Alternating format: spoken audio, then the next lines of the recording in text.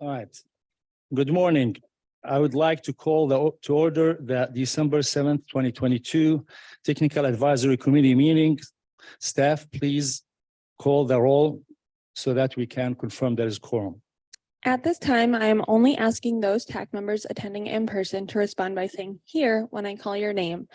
I do want to remind you to unmute your microphones by pushing the button on the base prior to responding.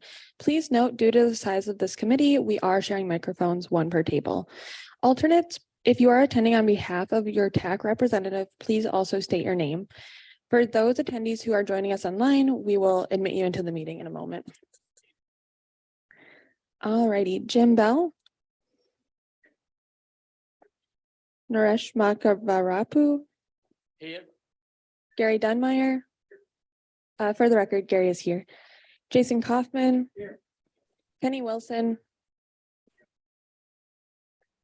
Thomas Hernandez. Here.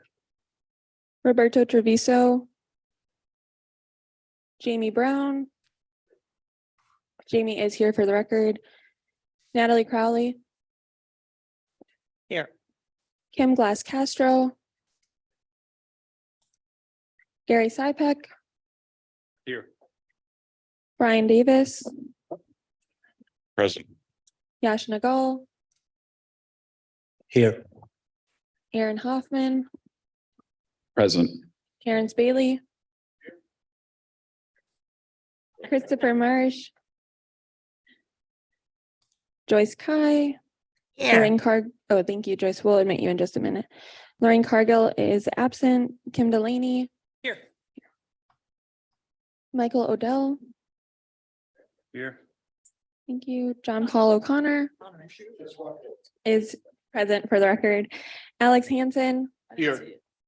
Javier Falcone. Here. John Crane. Here. Thanks for that. Karen Gardner Young. Here.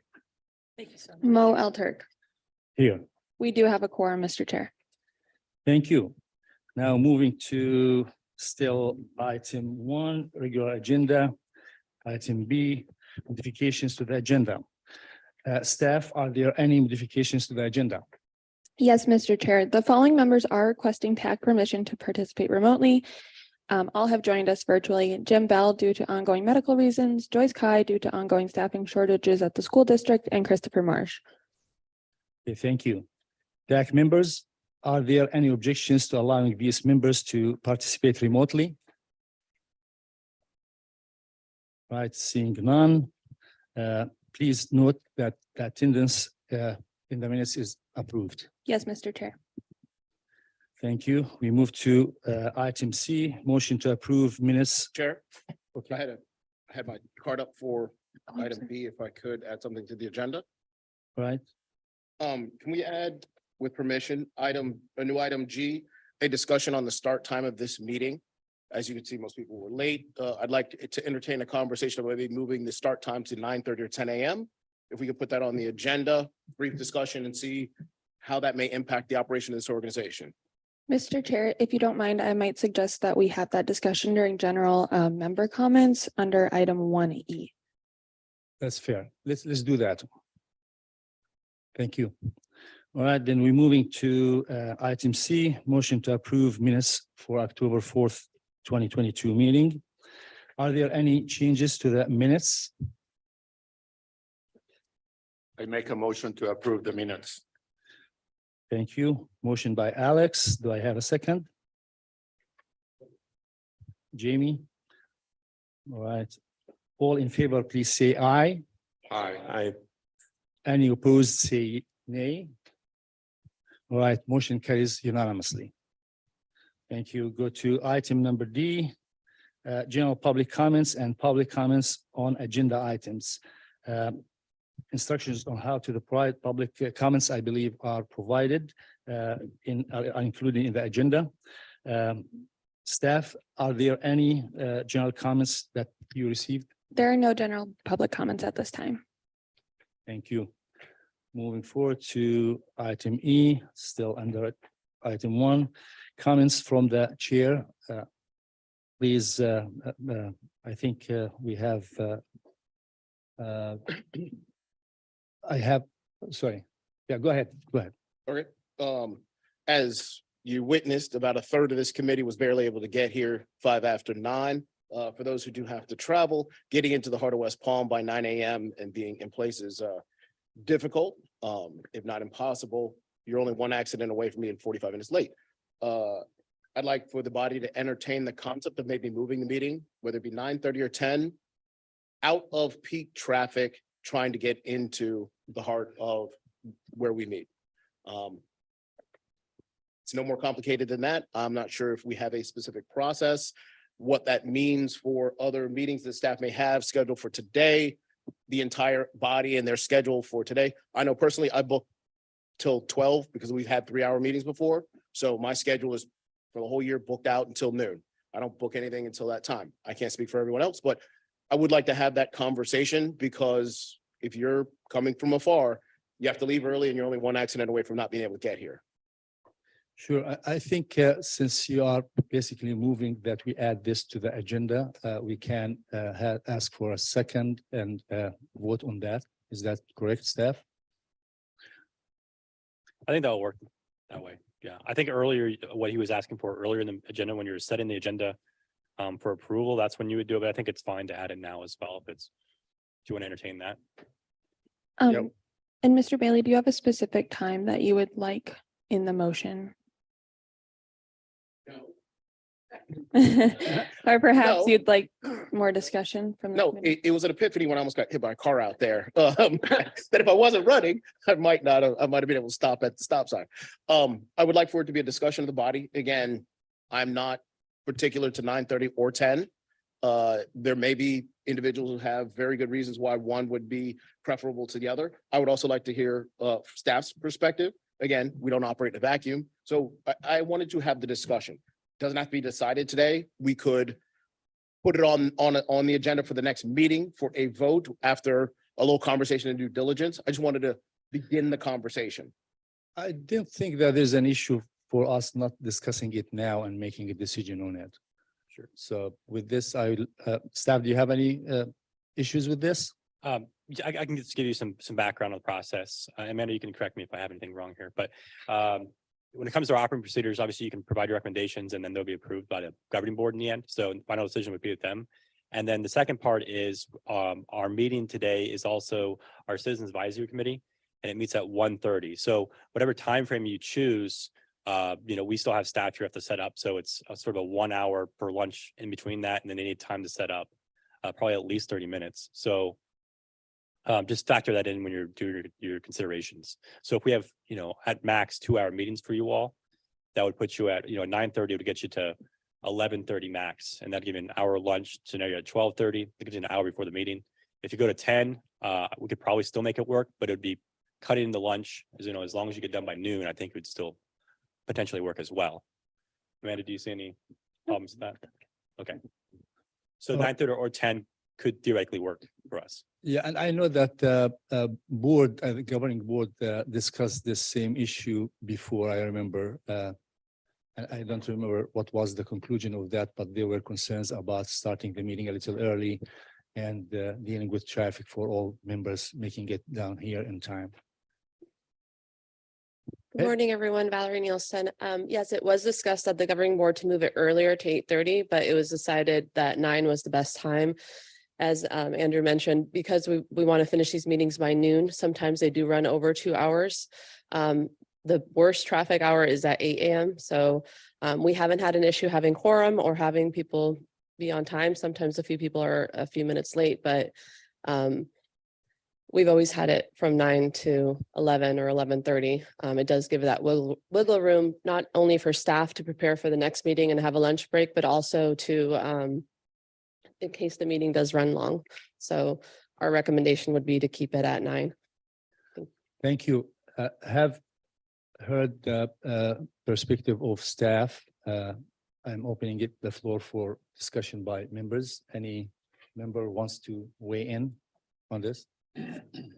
Go ahead. Hey there, Kim Delaney for the record. So I understand the staff's caution. So I sit on the board of the West Palm Beach Mobility Foundation now. And this is one of the conversations the foundation is having, which is the rush hour for West Palm is just so extreme, the foundation is encouraging recommendations to shift out of the peak hour where that's possible. So understand the cautions, from the staff, but it's a point of some frustration. So I think for me this morning, just at my personal experience at 8:40, I hit the parking lot of Okeechobee, right at I-95. So it's it's a peak time, and that peak hour demand is not projected to decline. So I'll support Terrence's motion. So we had that same experience today, but understand the staff's concerns as part of my second. Thank you, Mr. Odell. I'm a Western traveler, so I travel from Wellington in here. I've been doing it for a number of years. I kind of support the staff's position of 9 o'clock. I think the 2 hours that we donate to this and then my travel time back to my office, it takes a big chunk out of my day. I'd rather keep the 9 o'clock start time. That's my preference. Thank you.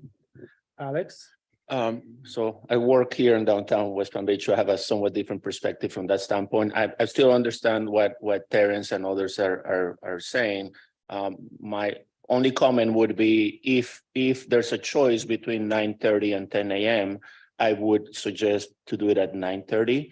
While it is true that most meetings may not go beyond 2 hours, we have had a share of 3-hour meetings. And that would really push it now into past 12 and it would impact on any meetings that we may have in the afternoon. So my suggestion is if there's a change in the time, my preference would be for 9:30 instead of 10, which I think 9:30 will still address some of Terrence's concerns. But again, we're not then potentially getting into conflicts with meetings in the afternoon, and we'll give staff a little bit more time for preparation for their afternoon meeting. Any other comments? All right, seeing none, I was gonna also weigh in myself. I think this is not a surprise time or meeting. We can all plan for it. Recognizing how much it takes for you to travel from where your origination is to come here. I think that is something all of us can plan for. At the same time, you don't want to probably start later because again, it will impact the rest of your day, other meetings that you have scheduled or things that you need to do. So I'm in favor of keeping it at 9. Again, as I said, we can plan for the 9 o'clock. Like today, this morning, I recognized that I needed to be here on time. So I just started my trip a little earlier. I got here by, I think 8:40. Staff were still getting ready. So it's true that, you may have to start 15 minutes earlier than it would normally take, but it's manageable, I believe. So I will support more that we keep it at 9. Any other comments? Mr. Chair, no other comments, but I did want to note for the record that Kim Delaney, Roberto Treviso, and Kim Glass Castro have joined us in person. Yes, so all of them want to speak? No, they've just joined us in person. Okay. Um, Count them as yays on the starting at 9:30. Okay, all right. They were caught in and then I did just want to note that Kim Delaney had made the second to Terrence Bailey's motion. So we have a motion to start at 9:30 and by Mr. Terry, and we have a second by Kim. All right, we'll probably we need to call a roll call on this because I can feel that there is, go ahead. All righty. I'm sorry, Jim Bell, No. Naresh, Gary Dunmeyer, Jason Kaufman, Kenny Wilson. No. Also, just a reminder to turn your microphones on so we can get it on the recording. Thomas Hernandez, No. Roberto Treviso, No. Jamie Brown, No. Natalie Crowley, No. Kim Glass Castro. Gary Sypek, No. Brian Davis, No. Yash Nagal, No. Aaron Hoffman, Just to be different, yes. Terrence Bailey, Yes. Christopher Marsh, Yes. Joyce Kai, No. Lorraine Cargill is absent, Kim Delaney. Michael Odell, No. John Paul O'Connor, No. Alex Hansen, Yes. Javier Falcone. No. Excuse me, Karen Gardner Young, Yes. Mo. No. Okay, this motion does not pass. Very good. Thank you. I did not get to finish what I was supposed to say under comments from the chair and the comments from the members. For those who are participating remotely, please utilize the raise hand feature in the Zoom platform. Probably you know this. I've done it several times before. And then remember to unmute your microphone once you are recognized. All right, moving on to item F. Mr. Chair, Sorry, did you want to introduce the new members? that's correct. Thank you. Thank you. We have, thank you for reminding me. We have three, I believe, new members, two reps and one alternate. The alternate probably is not here, but still we need to mention it. So we are welcoming Mr. Yash Nagal as Palm Tran rep. Yash, you are welcome. Thank you. Nina Virzosa will be Yash's alternate from Palm Tran. And Karen Gardner, Young as Green Acres rep. Thank you, Chair. Welcome. All right, with this, did I miss anything else? That's it? Okay. All right, we go now to the next item. That's TAC liaison report. We are inviting now Andrew to provide that report, please. Great. Happy holidays, everyone. Good to see you this morning. You have a printout in front of you for the liaison report, and then it's also gonna be on the screen. We have a staff update. So we have two new staff members here at the TPA. We have Nathan George, who's gonna be our long-range transportation plan coordinator. He's in the room today. You can stand up if you'd like. Great. He's also going to be your TAC liaison in the future. So, and as you all know, we're starting up our LRTP this coming year, starting in January. So he'll be the one leading that. And then he's also going to be your liaison. And then we also just started this week was our new staff accountant, Clive Burt joins us. Also with us today in the room. We appreciate you all being here and we look forward to having them on the staff. Next is exciting news. If you haven't been there to look at the packets for this meeting, but we have a new TPA website. Same address. Hopefully it has some great functionality for you all. I really enjoyed it and our staffs really liked it so far. Take a look at it, peruse that. And if you see any issues, or just let us know and we can make those corrections. But excited to have a new website. We'd like to congratulate the town of Palm Beach as becoming another Vision Zero city here in the Palm Beach County. They adopted a resolution October 25th. And you can see a list of all those municipalities who adopted resolutions here in Palm Beach County on our website at palmbeachtpa.org/safety. The Love to Ride Challenge occurred last month in November. A lot of people signed up. Our staff rode 898 miles, over 136 rides, and we finished first in our agency for our staff size. You can find out more information on that and get involved in other challenges at their website at lovetoride.org. Good news on the Brightline station in Boca. It is going to be opening by the end of this year.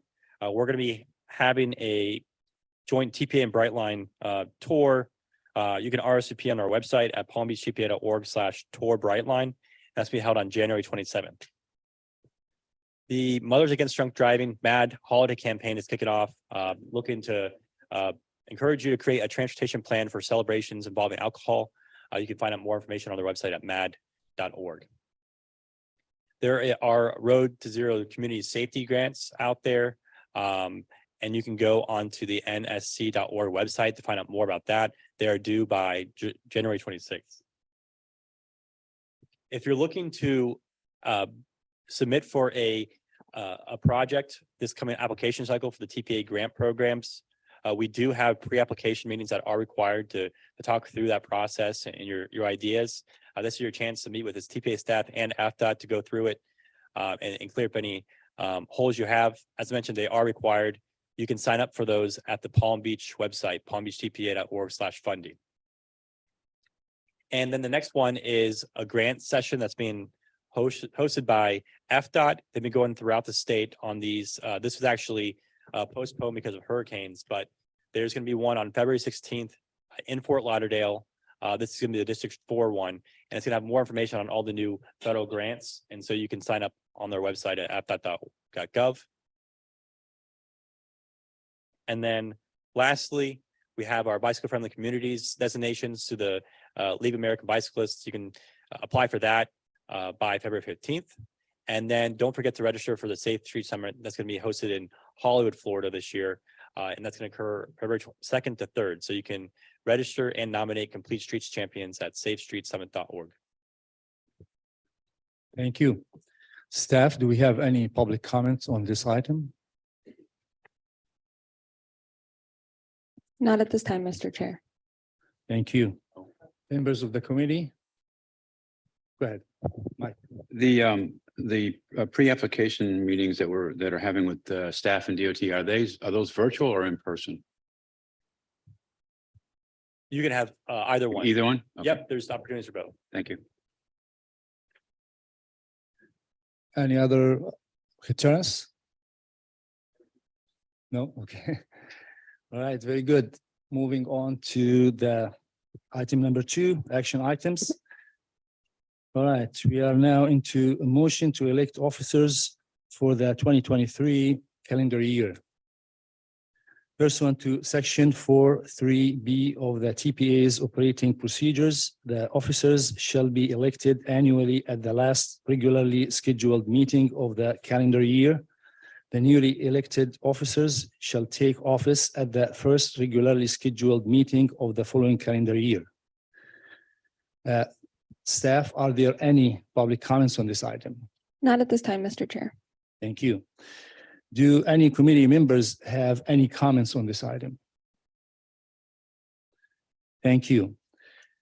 I want to open the floor for the nominations for the chair initially, and then we will go on to the vice chair. And if we have just one person or more, we can go on a roll call to vote. However, I want to start by discussing the chair position first. I have served for a while as a vice chair, and I don't mind, and I would like to serve as a chair if the committee supports that. With this, I want to open the floor for any other nominations for the chair at this point. I believe each member can nominate themselves and or they can nominate one of their fellow members. Do you have any nominations for the chair? I want to nominate Natalie Crawley for chair. Nominate who? Natalie Crawley. Natalie. Okay. All right, I think we, any other nominations? All right. Natalie, are you okay with this nomination? Yes, I would be. Okay. I think in this case, we vote on the chair first, then we move into the vice chair. Yes. Yeah. Yes. Could you go ahead, please, and do the vote? Yes, I'll first call roll for Mose, and then I will call roll for Natalie. Let's No. think about the procedures there. If you want to just do, you want to just state your answer for the two nominees? Yeah. Let's do that. Yeah. Better yet. You can do it by hand, but we can go by roll call. So by roll call, and those state their nomination. Okay, thank you. Jim Bell,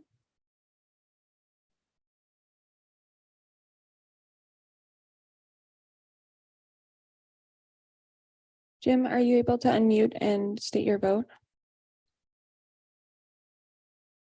Okay, I'll circle back to Mr. Bell. Naresh, I would support Mo. Gary Dunmeyer. Jason Kaufman, I'm going to abstain because I'm new to the committee, if that's okay. Unfortunately, unable to abstain from it. I support Mo then, I suppose.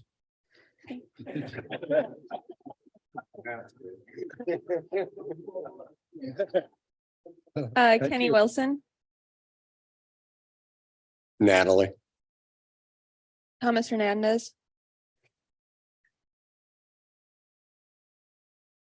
Just looking at a countywide perspective, I'm gonna vote for Mo. Roberto Treviso, I'll vote for Natalie. Jamie Brown,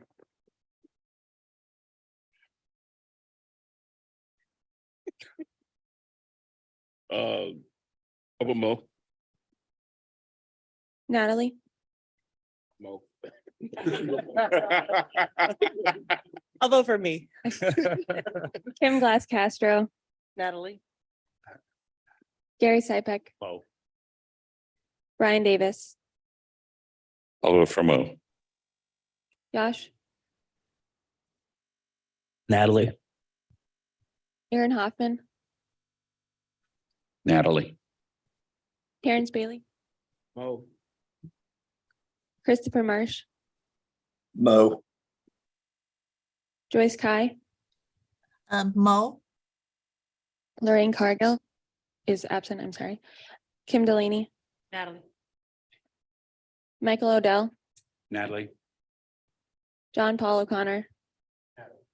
For the record, Natalie, Alex Hansen, Natalie. Javier Falcone, No. Karen Gardner Young, Natalie. Mo. Mo. As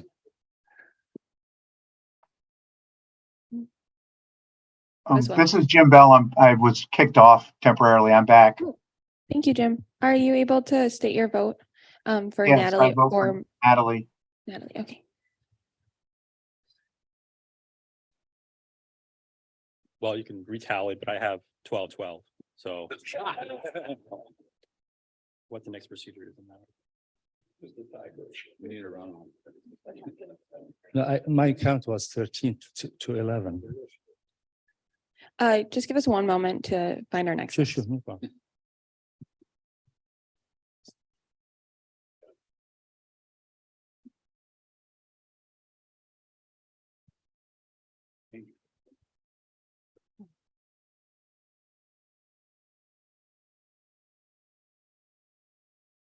Miss, oh, go ahead. I say, I'm unsure if our operating procedures, accounts for this position. I'm sure we would just follow some Robert's rules, so we're looking into that. Mr. Chair, would you like to take a brief recess for the committee or would you prefer to move on to the vice chair election? Yeah, let's move on to the vice chair at this point and can get back to that one. So. All right. So let's go on to the vice chair. Any nominations for the vice chair? Not to this else, but I was actually going to nominate Natalie for vice chair. Okay, then maybe it is better suited that we take a, We consider moving to the next item and coming back because Yeah, obviously, sure. if you are the prevailer, Natalie would be the most likely vice chair. So it's kind of preemptive, not knowing the result of the chair to go to vice. So Gonna the be here, two, it's just a matter of who's right, sitting. the suggestion is that we move on with the agenda and come back once you guys have the vote. yes, confirmed. if that is your wish, we can Okay. move on to item 2B and then return to item 2A. Let's do that, okay. Probably that's reasonable. All right, let's move on into item B. The action motion to recommend adoption of Transportation Improvement Program TIP Amendment number 2 to the TPA's fiscal year FY 23/27 TIP. With this, we invite Jason to present. Jason, of course, the TPA TIP coordinator. Thank you, Jason. Good morning, everyone. Today I'm going to present to you amendment number 2 to the fiscal year 23 through 27 Transportation Improvement Program. This amendment includes a request by FDOT to modify 4 projects. These 4 projects are being requested to be changed to cover additional estimate cost increases as well as inflation. And 3 of the 4 projects do have a length change. Before I get into the amendment, the 4 projects amendments are required for specific reasons that come before you. In this particular case, there's a cost increase of more than 20% and $2 million or there's a length change of over a half mile. So either one of those 2 cases apply to these 4 projects, which warrant in them being required to be brought before you as an amendment item. And as always, with amendments, by taking action today on this item, you're only impacting the projects that are affected, that are presented in this amendment, and no other project in the Transportation Improvement Program are affected, only the projects that I'll be presenting. And as always, this is an action item that will require a vote after the presentation and discussion. So moving on to the first project, the first one is I-95 at Indian Town Road. This particular project adds funding to this project as well as a minor length change. The length changes up from 1.8 miles to about 1.4 miles. To accommodate this change, we see some added phases for both design, right-of-way, and environmental are all new phases added to this project to accommodate this length change and the cost increases. In addition, there is added American Rescue Plan Act funding and about $9,700,000 to construction. And just to provide some of the details, this is what it will look like in the tip. The existing project is on the top, the proposed changes you see at the bottom.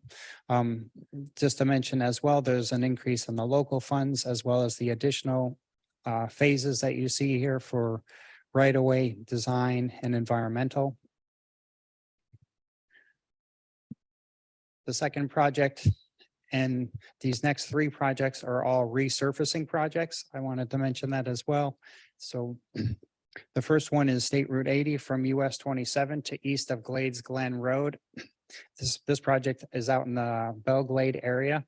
This project adds funds as well as changes the length. It's a minor length change from 2.6 miles and is reduced to 2.1 mile. There's a few added phases that are included in this project, and that's a design phase. Well, a single line item included for just design, and then also the increase in construction funds for about six million. And this also includes local funds that you'll see on the second slide. Again, the top part is the existing and how it currently looks in the tip. If approved, then the proposed tip changes would take effect, and those are on the bottom. So you see there's an addition of a design phase increase in construction costs for local funds, as well as the additional funding at the last 2 line items. The second resurfacing project and third of the group is State Route 15 from north of First Street to the Palm Beach County, Martin County line. This is to just add funds to this particular project. And to accommodate this, there's an additional design phase included, as well as increasing in the construction cost of 4.2 million, which includes local funds. And there's also advanced construction funds that are added to this project as well. Here again, you see what it looks like at the top for what it currently looks like in the tip. And then on the bottom is the proposed changes. And you can see the design and the construction, the new design phase, the additional local funds for construction, as well as the additional funds for advanced construction. The last project of the 4, and this is the third resurfacing project, is the State Route 7 from north of Southern Boulevard to Okeechobee Boulevard. This has a minor length change from 2 miles to just under 1.9 miles. There's an increase in construction cost to 2.29 millions, which also includes some local funds, and then additional funds have been added to it through advanced construction funds. And so here again, as the last project, you see what it looks like in the current chip as existing and proposed on the bottom with the additional construction costs for the additional local funds as well as the additional advanced construction funds. So that in total is all 4 projects as part of this amendment. And I'm looking for a motion to recommend adoption of the amendment 2. And if there's any questions, I can take them at this time.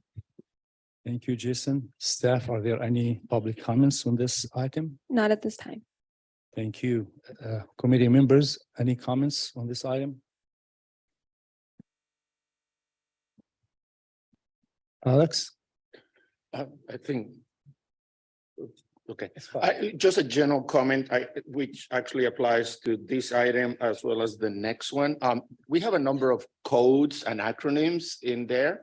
Some of them are for where the money is coming from. Some of them relate to, I guess, the type of work that is happening. They're not outlined. They're not spell out all those acronyms. I think it makes it very difficult at times to understand what the funding category is, as well as what type of work this is paying for. So my suggestion, again, in the future for TIP amendments or anything pertaining, for example, again, the same issue with the draft tentative work program is to actually, if you could please spell out all those acronyms. I believe the Turnpike document that is the next item did do that, but the others did not. It's very difficult to understand, and we are the technical people. I even imagine the public who also has access to this document or elected officials, it will be even more challenging for them to understand many of these codes. So just a thought, a suggestion. I had trouble with some of them, and I believe almost everybody else would. Yes, thank you for that, Alex. In the actual tip document, in the beginning pages, there is a list of all of the acronyms in terms of if they're state or federal or local. So we do spell them out and tell you what they mean to some degree, at least what the abbreviation is, and specifically the funding source, if it's a state funding source or a federal funding source. But in the future, for amendments or things that are brought before you, like you see in the tip, I could itemize out those particular phases and funding codes as part of the amendments, just so you know exactly what those phases are, which the phases are much less. There's only a handful of phases, but the funding codes are numerous in nature because multiple funding codes are used to pay for a single phase like construction. And so And again, the same incorporate that. applies to the draft tentative work program, in which we have the whole packet. However, even that entire packet does not include the codes. Again, the Turnpike subsection of that does, but that doesn't include all the codes in the draft tentative work program. Which is also a good comment because there's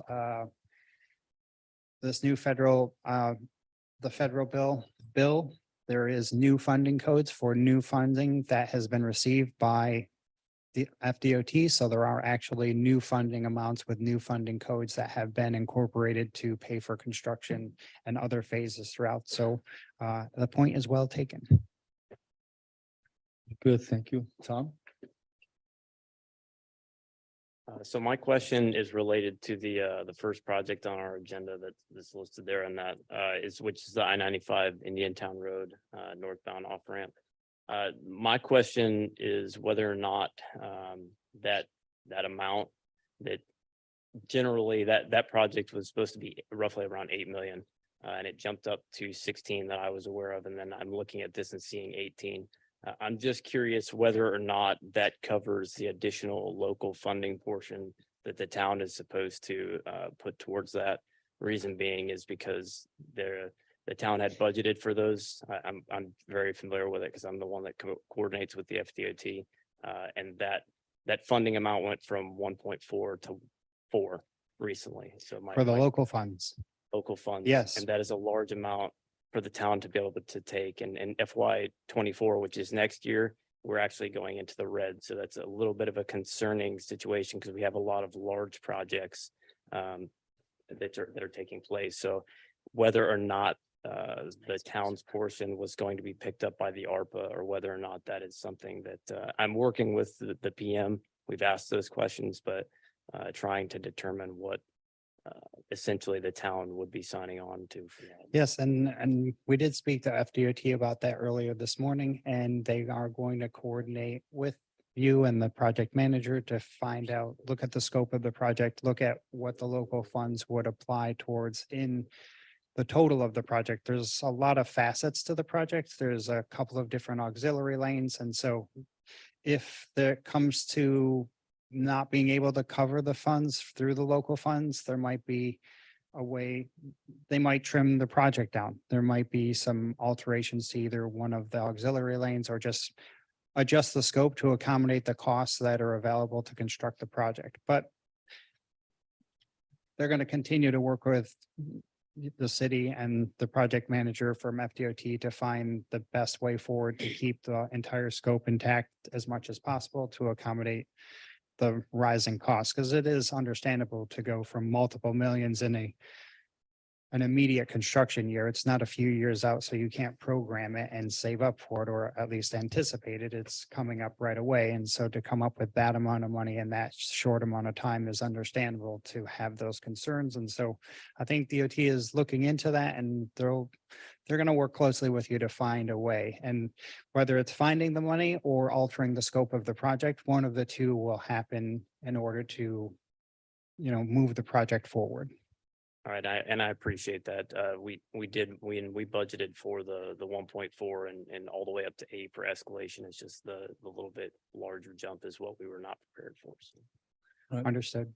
Thank you. I think John wants to speak to that. Yeah, I just want kind of to get to the question of whether or not this amendment includes that. My understanding is that it does, that the requested local increase in local funding is reflected in this TIP amendment.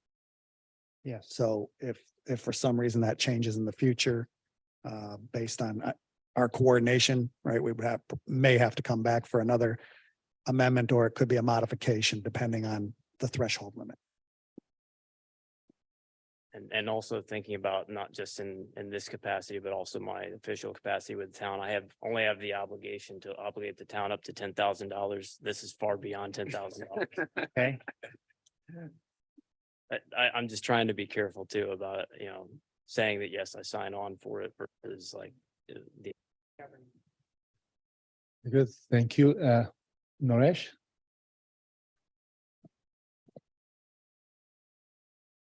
I'm just curious, what's the typical process to submit a request to the department for a price increase to account for the inflation and material increase in material cost? Recently, we had a discussion with DOT. We had one project where the prices came up higher than what we initially planned for, and we made that request to department, and they said they are not able to accommodate that, but they can always look in future. So I'm trying to understand how often these kind of requests EPA and lab team would consider, and were there any other projects submitted?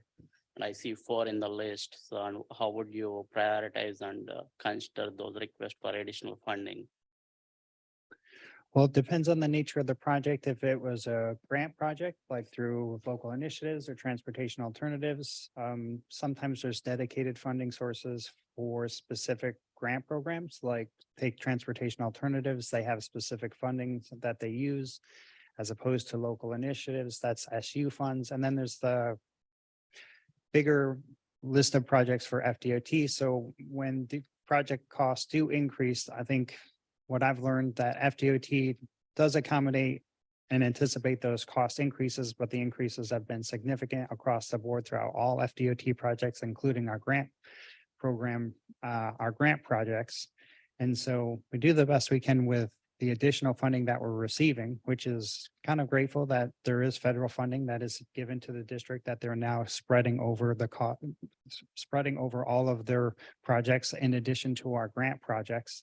I think you're doing the right thing is making the request, but what I see is, you work directly with your project manager or your lab coordinator, and they look at, I think when the bids, what I've understood this morning, when you see the bids, that's when you really know what the true cost is. And then they respond accordingly to adjusting, finding the additional money if it's feasible to accommodate the cost overruns, which is usually almost all the projects moving forward. It seems to be the case. John, do you have anything to add to this? Just Jason, you're right. In terms of process, when the bids come in, the municipality can make, a request of DOT. If we have funding available and there are eligible items, right? Not everything is eligible. Sometimes a cost increase for non-eligible items, there's nothing we can do about that. But if we have funds available at the time of letting, we'll work with the municipality to try and apply additional funding. And I think just to add to that point, if there's still a shortfall, then we just take a look at the scope. Sometimes there's some minor adjustments to the scope just to bring the cost in line with what's available, bring the project scope in line with what the costs, what funding you have available to continue to build the project, as long as it's not, an item that would, eliminate the project in total. Sometimes there's just a few things that could be cut away just to continue moving the project forward. So there are other options as well, but we're always looking to keep the scope fully intact and fully funded. But it's a reality that sometimes you fall short with funding. All right. Moving on to Javier. Morning, everyone. Maybe, I'm not sure this is the right time, but I have a question and a comment, I guess. The question is just what I asked, I guess, and the comment is, we noticed there was a discrepancy between grant projects that we have for the city under in this and item 3A, which is the obligated list of funds projects. Okay. Specifically, the trolley, we have two projects. One is related to the purchase of trolley buses. The other one is for the trolley shelters. So total is about $2 million.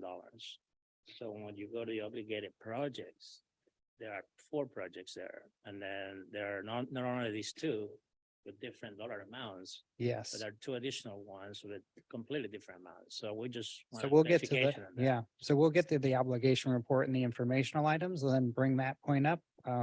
This particular item is just for the amendments. And so, but we'll get to those, we'll get to the obligation report and then we'll field those questions related to the trolley projects. Good, thank you. Brian, you had your, it's okay, okay. Mike, you had your card up? I just got a couple of comments that I want. First, on Alex's comment about the notations. I mean, I think keeping track of the idea of the cost increases as we're seeing them in construction costs, we're seeing those. I'd like to be able to, differentiate some of this between some of the soft costs versus some of the harder costs that we're seeing.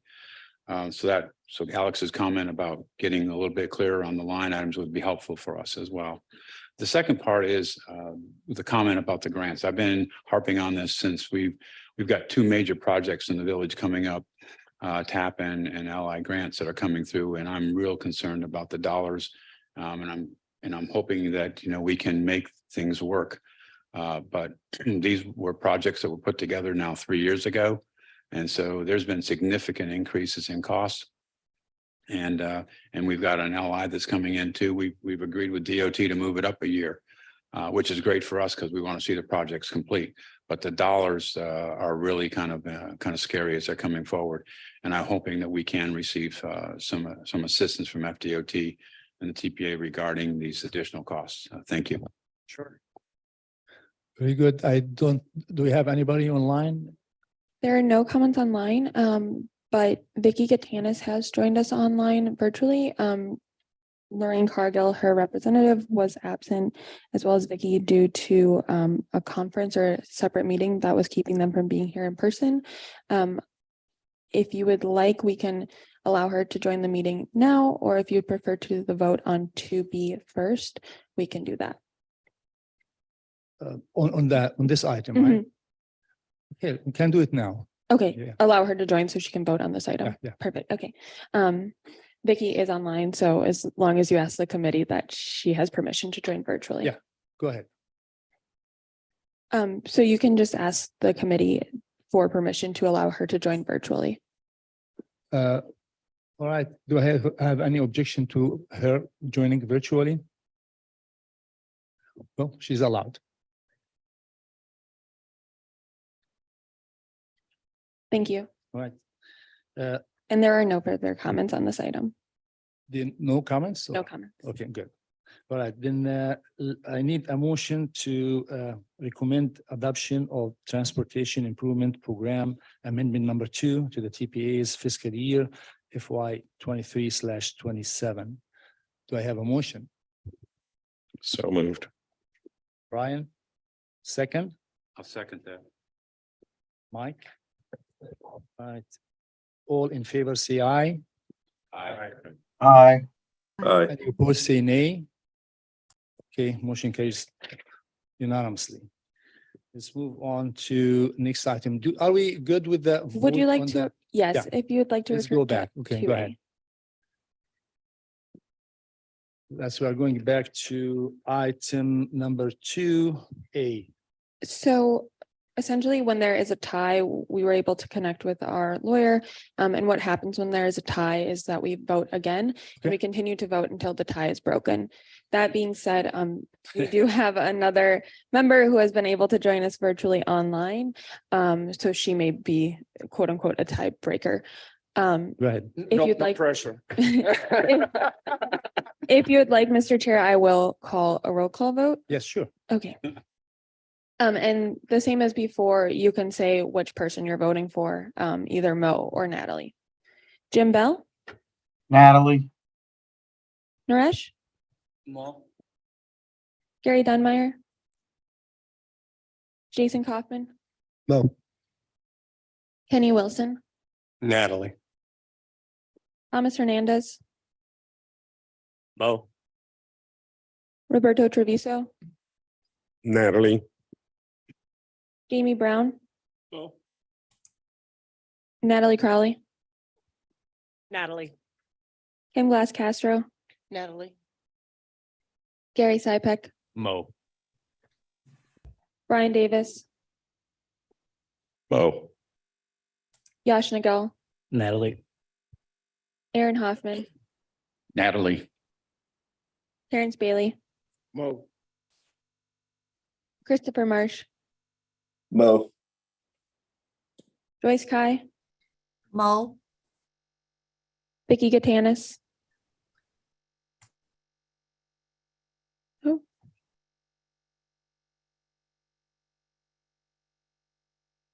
Oh, one moment. It looks like she might have gotten kicked out on accident. Sorry.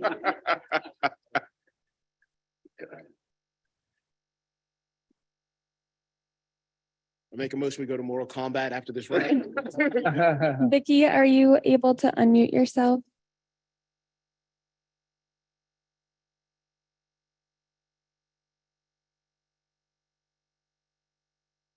Okay.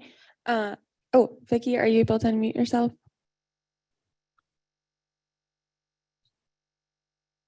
Okay, it looks like she might have some bad connection, so let us continue voting and we will come back. Kim Delaney, Natalie. Michael Odell, Natalie. John Paul O'Connor, Natalie. Alex Hansen, Natalie. Javier Falcone, Mo. Karen Gardner Young, Natalie. Mo. Of course, Mo. Just give us 1 second for Vicky to continue to come back in.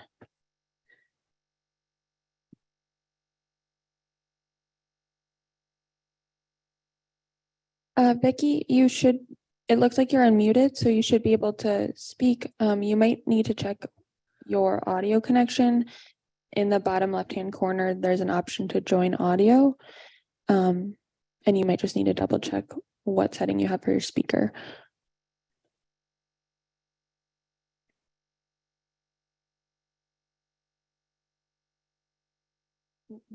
Yeah.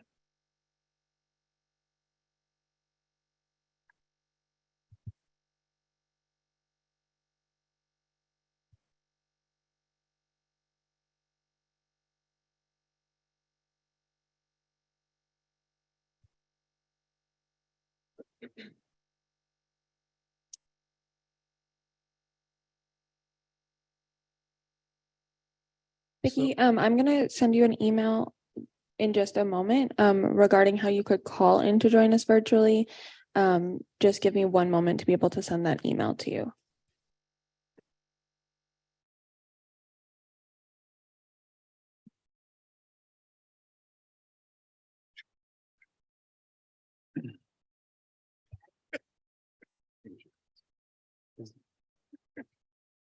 All right, probably we can move on and I come wonder if we back. can, That's the picture. I don't know if there's a procedure to, postpone.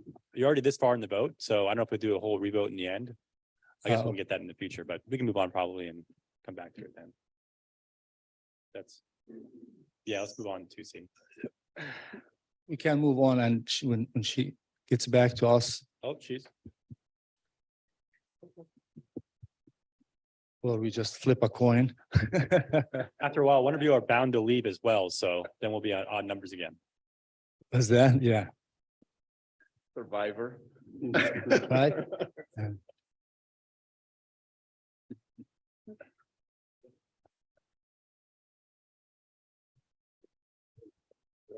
I will pull up the presentation for item 2C and we can return to the vote on 2A. As long as you're okay with that. All right. Okay. All right, let's go to item C. Motion to recommend endorsement of the FDOT fiscal year 24/28 draft tentative work program DTWP. And we are going to be inviting a team of people to present here. Jason Price, the TPA tip coordinator, Andrew Euler, and Valentina Fakus, TPA staff, pit bike coordinator Valentina, and FDOT staff and Turnpike staff will be presenting all together. Go ahead. Morning, everyone. So the draft tentative work program, this is an action item that will require a vote at the end of the presentation and discussion, and I'll be presenting the FDOT draft tentative work program for for the TPA. Before I begin, this would like to remind you of the Palm Beach TPA mission, which is to collaboratively plan, prioritize, and fund the transportation system. And by way of the draft tentative work program, we are in the funding aspect of our TPA mission. So in the TIP development process, we first, just previously, back in July, you saw the list of priority projects that was brought before you that identified all of the TPA priority projects for the state road modifications, local initiatives, and transportation alternatives grant program. Those projects were then submitted to DOT for incorporation into including them in the draft tentative work program where feasible and funding was available. And that's what we're looking at today. And then in the future, we'll see the draft tentative work program or a very similar snapshot for in May and June to develop the TIP document for the same time period. So this is a state statute to bring the draft tentative work program before you. And this is where the TPA and FDOT work collaboratively to develop to the maximum extent feasible all the priorities of the TPA and include them into the draft tentative work program. And then FDOT will make a presentation as well with the opportunity for all of the committees and the board to make any changes to any projects that are included in the draft tentative work program. So what I'm going to cover today, what you'll see from TPA staff are an overview of all of our list of priority projects and how they were incorporated into the draft tentative work program for the three grant programs that you see here before you. And that's the state road modifications, local initiatives, and transportation alternatives. Each one of them have a total funding amount that for state road modifications, about 20 million a year. Local initiatives was about 26 million a year, which would be applied in 28, and then transportation alternatives was about 5.1, which would be applied in 2026. So that's what you'll see before you. And we're going to start off with state road modifications, and I'll invite Andrew Euler. He'll go over the state road modifications, and then I'll return and cover local initiatives and transportation alternatives.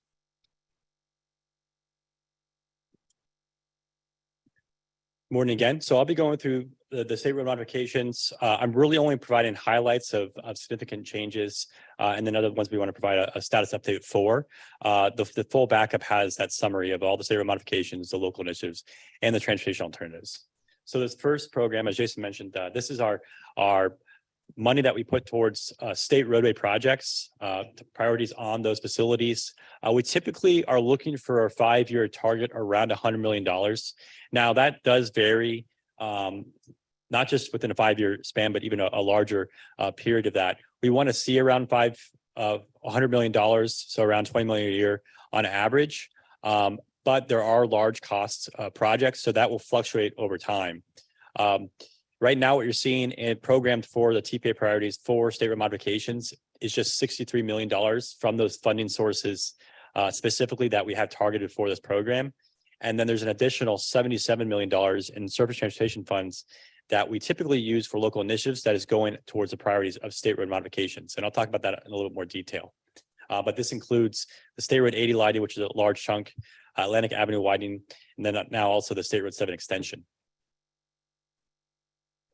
So updates to existing projects, the State Road 7 extension, both both sections, the 60th Street to North Lake and Oaktree Boulevard to 60th Street, it's still on with ongoing litigation at this point that's still being resolved. And so also with that, AFDOT does not have a final production date for that. So although this is, so now it has to be delayed a bit more. And when looking in the work program about where to put these two projects, there were significant increases in cost when it comes to changes a little bit in the design to accommodate some of the permitting process, and then also just overall inflation costs that have gone up. And you're moving this project out a few more years. So that all includes increases in the cost. And so because of that, they had a tough time really trying to put these projects somewhere earlier in the work program other than in the outer 5th year. And so putting the outer 5th year, they were able to accommodate one of these by using some of that local initiatives funding, or all of it for the 5th year, on that project for State Road 7 from Oaktree Boulevard to 60th Street. So the $39 million you'll see in the program. The other portion of that State Road 7 project would be in an outer year, probably going to be somewhere around fiscal year 2029, but it's outside the work program in this draft that you see before you today. And I'll go in more details about what that does to the remaining projects on our work program in the next few slides. The other ones are Atlantic Avenue. I wanted to provide updates for the western piece is still on schedule for 2024. And then the other piece is Lyons Road, the Turnpike. It's on schedule for 27. And then the Turnpike to Jog section. So that part's been broken out into specific segments. Construction is outside the work program still. So getting a little bit more into State Road 7 funding and how it's looking in this draft tentative work program. The 60th Street to North Lake Boulevard project, the construction cost, the new estimates for the long range is showing $87.5 million for that portion. And then the southern portion, Oaktree Boulevard to 60th Street, you'll see in the program is set for construction in fiscal year 2028. And as I mentioned, it's taking up some local initiatives funding. So all the new 5th year funding that we typically have towards local initiatives is being eaten up by this project. And that includes $21 million in the surface transportation funds, and then one of our new programs that we get a direct allocation for, the carbon reduction program. And then the other funds on that are more other money that the state has to put towards state roadway projects. So with this, you'll see this impact to the new 5th year of the local initiatives program, where we were not able to fund those priorities. Being that this is still a high priority for the TPA, AFDOT worked with us, and this is where we best saw it fit within the work program to still get this project somewhere in the work program. The next one is just an update on Atlantic Avenue. This is sort of what those segments look like. So the western section is going to be in 2024. And then when you head to the east, you have a project, Lyons Road, the Turnpike in 2027. And then the Turnpike to Jog section a little bit later on will be outside the work program at this time. And then lastly, for state road modifications, a few other updates that we have for the work program. The first is what you're going to hear about today is the TPA's Okeechobee Boulevard corridor study. In 2 years' time, there's an additional funding in there for FDOT's portion of this feasibility study, and that's to occur in 2025. The other update is US 27 connector study. This is for the Glades area. This is a connector roadway from US 27 to the State Road 715. There's already a initial study that's ongoing right now that FDOT's finishing up. And when they finish that study up, they'll be coming to our committees and the board on the findings of that. But they've also put in their additional preliminary product development for fiscal year 2027. You'll also see Palm Beach County and Boca Raton signal updates. Some of the design has been consolidated into just fiscal year 2026 for those projects. Also an advancement for State Road 715 sidewalks, a small amount of money that advanced for design into 2026. And then the same for Congress Ave, Lake Worth Road to Forest Hill Boulevard. Same with the project advancing by a year for design.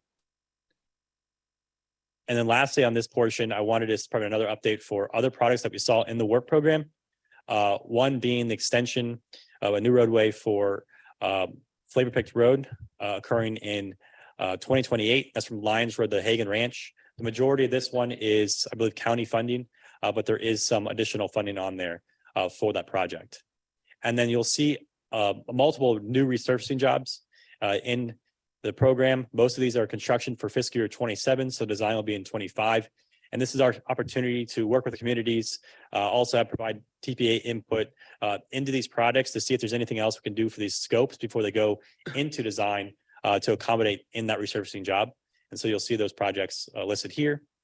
And then there's also 2 upcoming major bridge rehab products in fiscal year 28. I'm going to turn it back over to Jason. He's going to finish up the local initiatives and transportation alternatives. Thank you, Andrew. So for local initiatives, as he mentioned, a lot of the LI local initiative funding was eaten up by state road modifications projects. And so what you see here on the slide, we estimated, a 5-year target of about 120 million a year. Usually it's about 20 million a year for 5 years. But what we see currently programmed is only 68 million in federal funds. As a consequence of that, all of the projects from last year's cycle, most of them were not funded other than the SFRTA new passenger rail car was funded. That's a match fund with trip funds. So the money goes further when you apply the 2.5 million for that project, you get 2.5 million in trip funds, which allows you to purchase the passenger rail car. And so that's pretty much how the local initiative funding had worked out. However, with all of these projects, we are going to reach out to each one of the applicants and see if they would like to be considered for next grant cycle. So we would advance all of these projects to this current grant cycle and then apply the ranking, or at least apply their score to the new projects that would also be applied for. Now, there is a condition for local initiatives for local applicants to have a limit of 2 projects to be applied for. So in some cases, if you already have a project that's in this list and you would like to apply for 2 more, you would have to kind of either concede or make the determination of which 2 projects you would like to be applied for this current grant cycle. Now for transportation alternatives, there's a 3-year target of 15 million. We see about 10 million being programmed.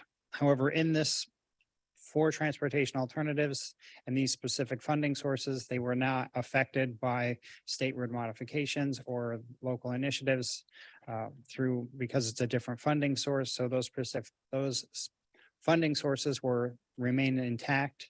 And so you see that all of last year's transportation alternative projects were fully funded. One project from a previous grant cycle was removed that you see on the right side. It was withdrawn at the request of the local applicant as well as the county.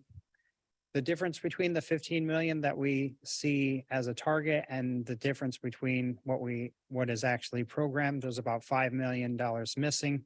Those are placed in reserve by FDOT, and we will work collaboratively with them to apply those funds to either future projects or cost increases that we've heard throughout the morning, that a lot of projects that come in, the bids come in much higher than what you expect. And so some of those the funding that you see, the 5 million that you see, and the difference between the target and the programmed amount, those funds would be applied to those types of cost increases. And then if there's still additional funds, find other projects to either to apply those funds to or advance.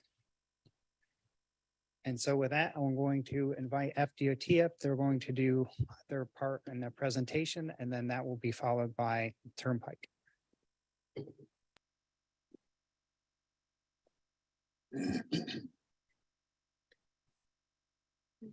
Good morning, everyone. Jessica Rubio, Program Management Administrator for the Florida Department of Transportation District 4. I'm here to present the draft tentative work program for fiscal years 2020 to 2028.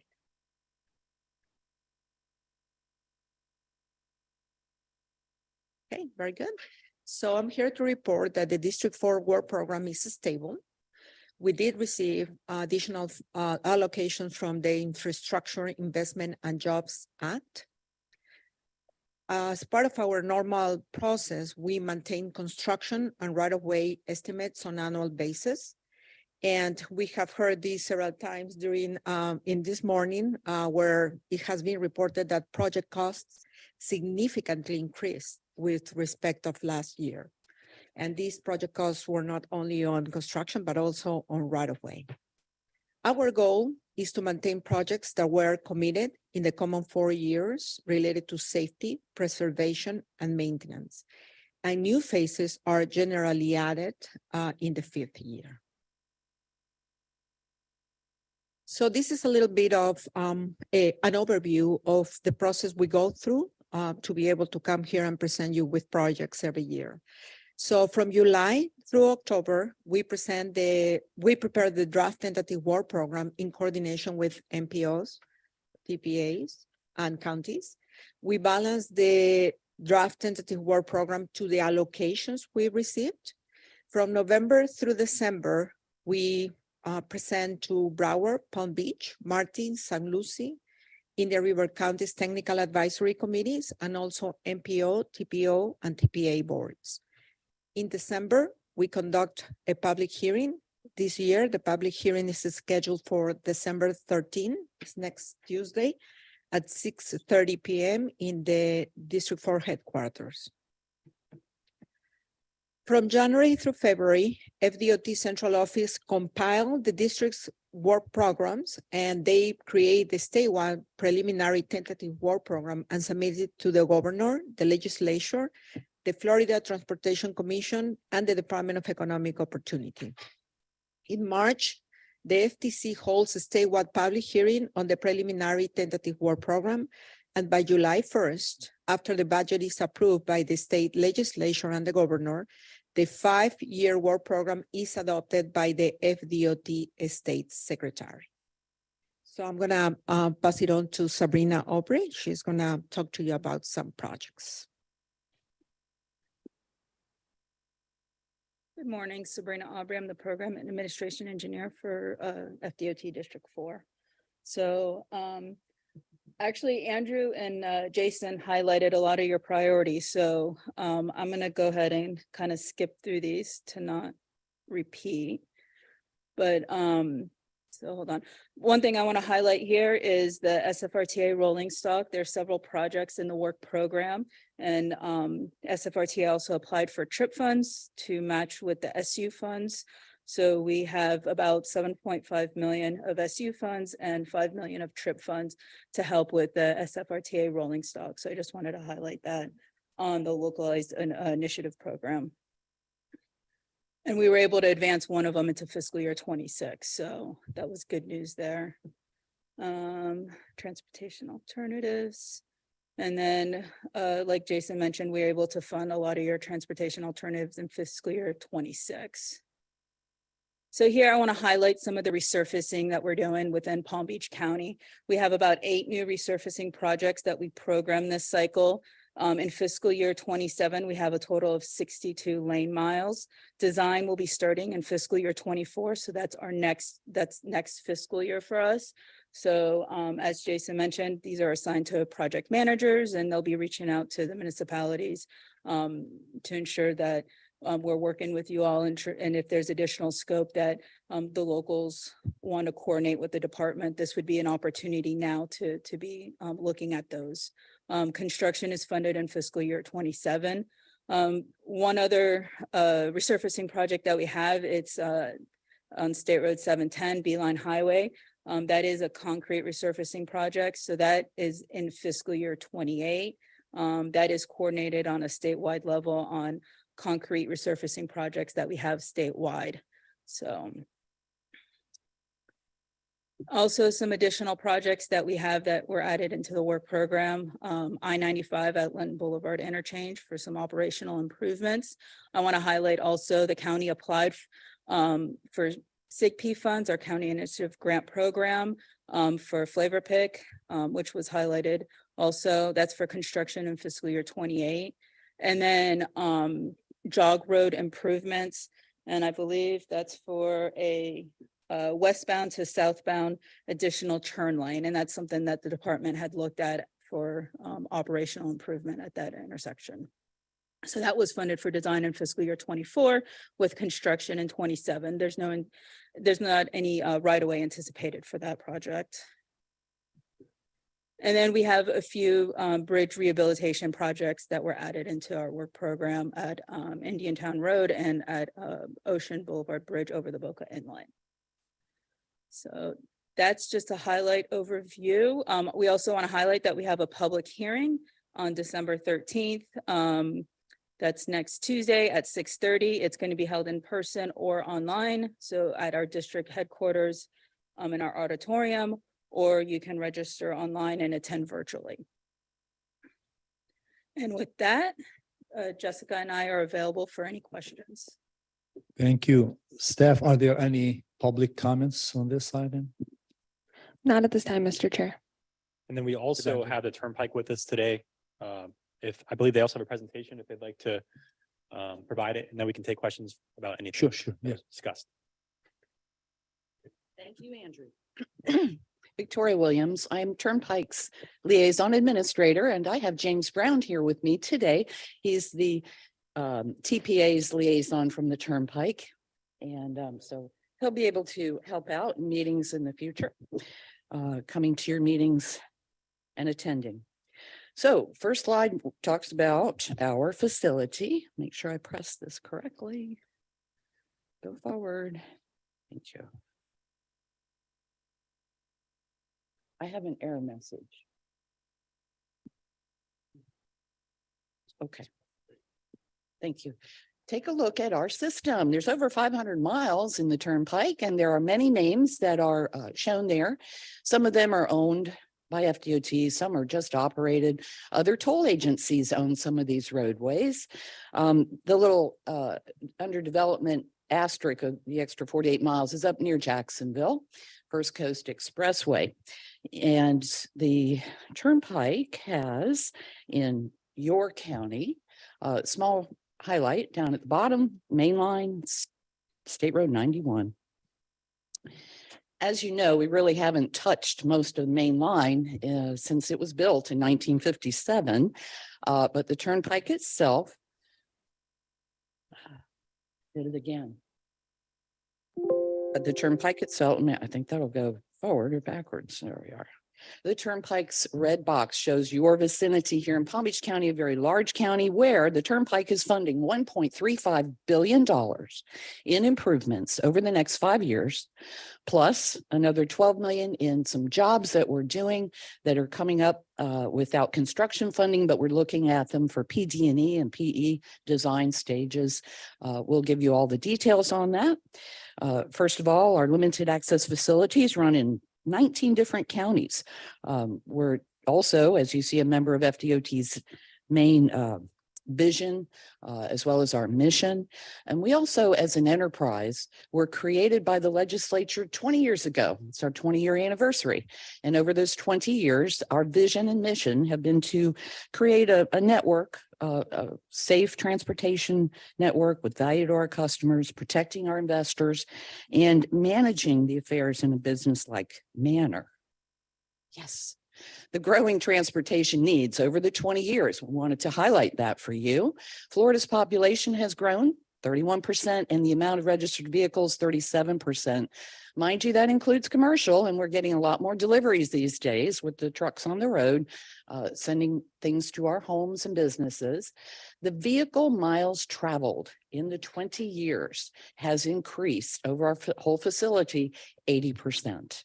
We have added some new roads, so a little bit skewed there, but we thought we'd give you a quick overview of the turnpike itself. You know, we just operate with toll revenue. We're using concessionary revenue from those people using our service plazas. If we have partnership projects, there may be a touch on some federal funds, but the majority of our funding is from toll user fees. We take that money, and according to our bond covenants, we must pay for operations and costs to maintain the facility first. That includes collecting the tolls. And so using a transponder is your least expensive way to pay the tolls. It's a lower rate than if you use the photograph of your plate, having it sent to the home. So a prepaid toll account is now interoperable with many states up and down in the US. Because we have such a high credit rating on our bonds, the debt service cost is very low.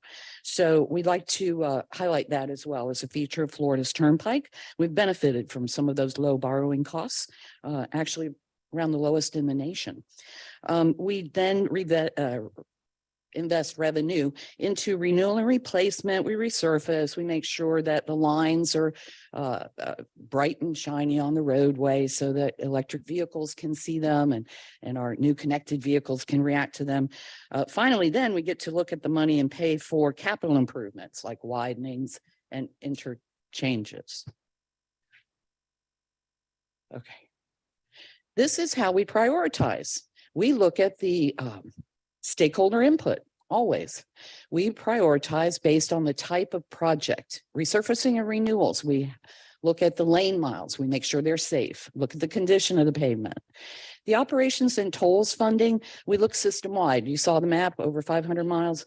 We evaluate those through a deep dive into our traffic trends. We're able to document which exact ramp terminal needs help and where it's backing up onto other arterial roads.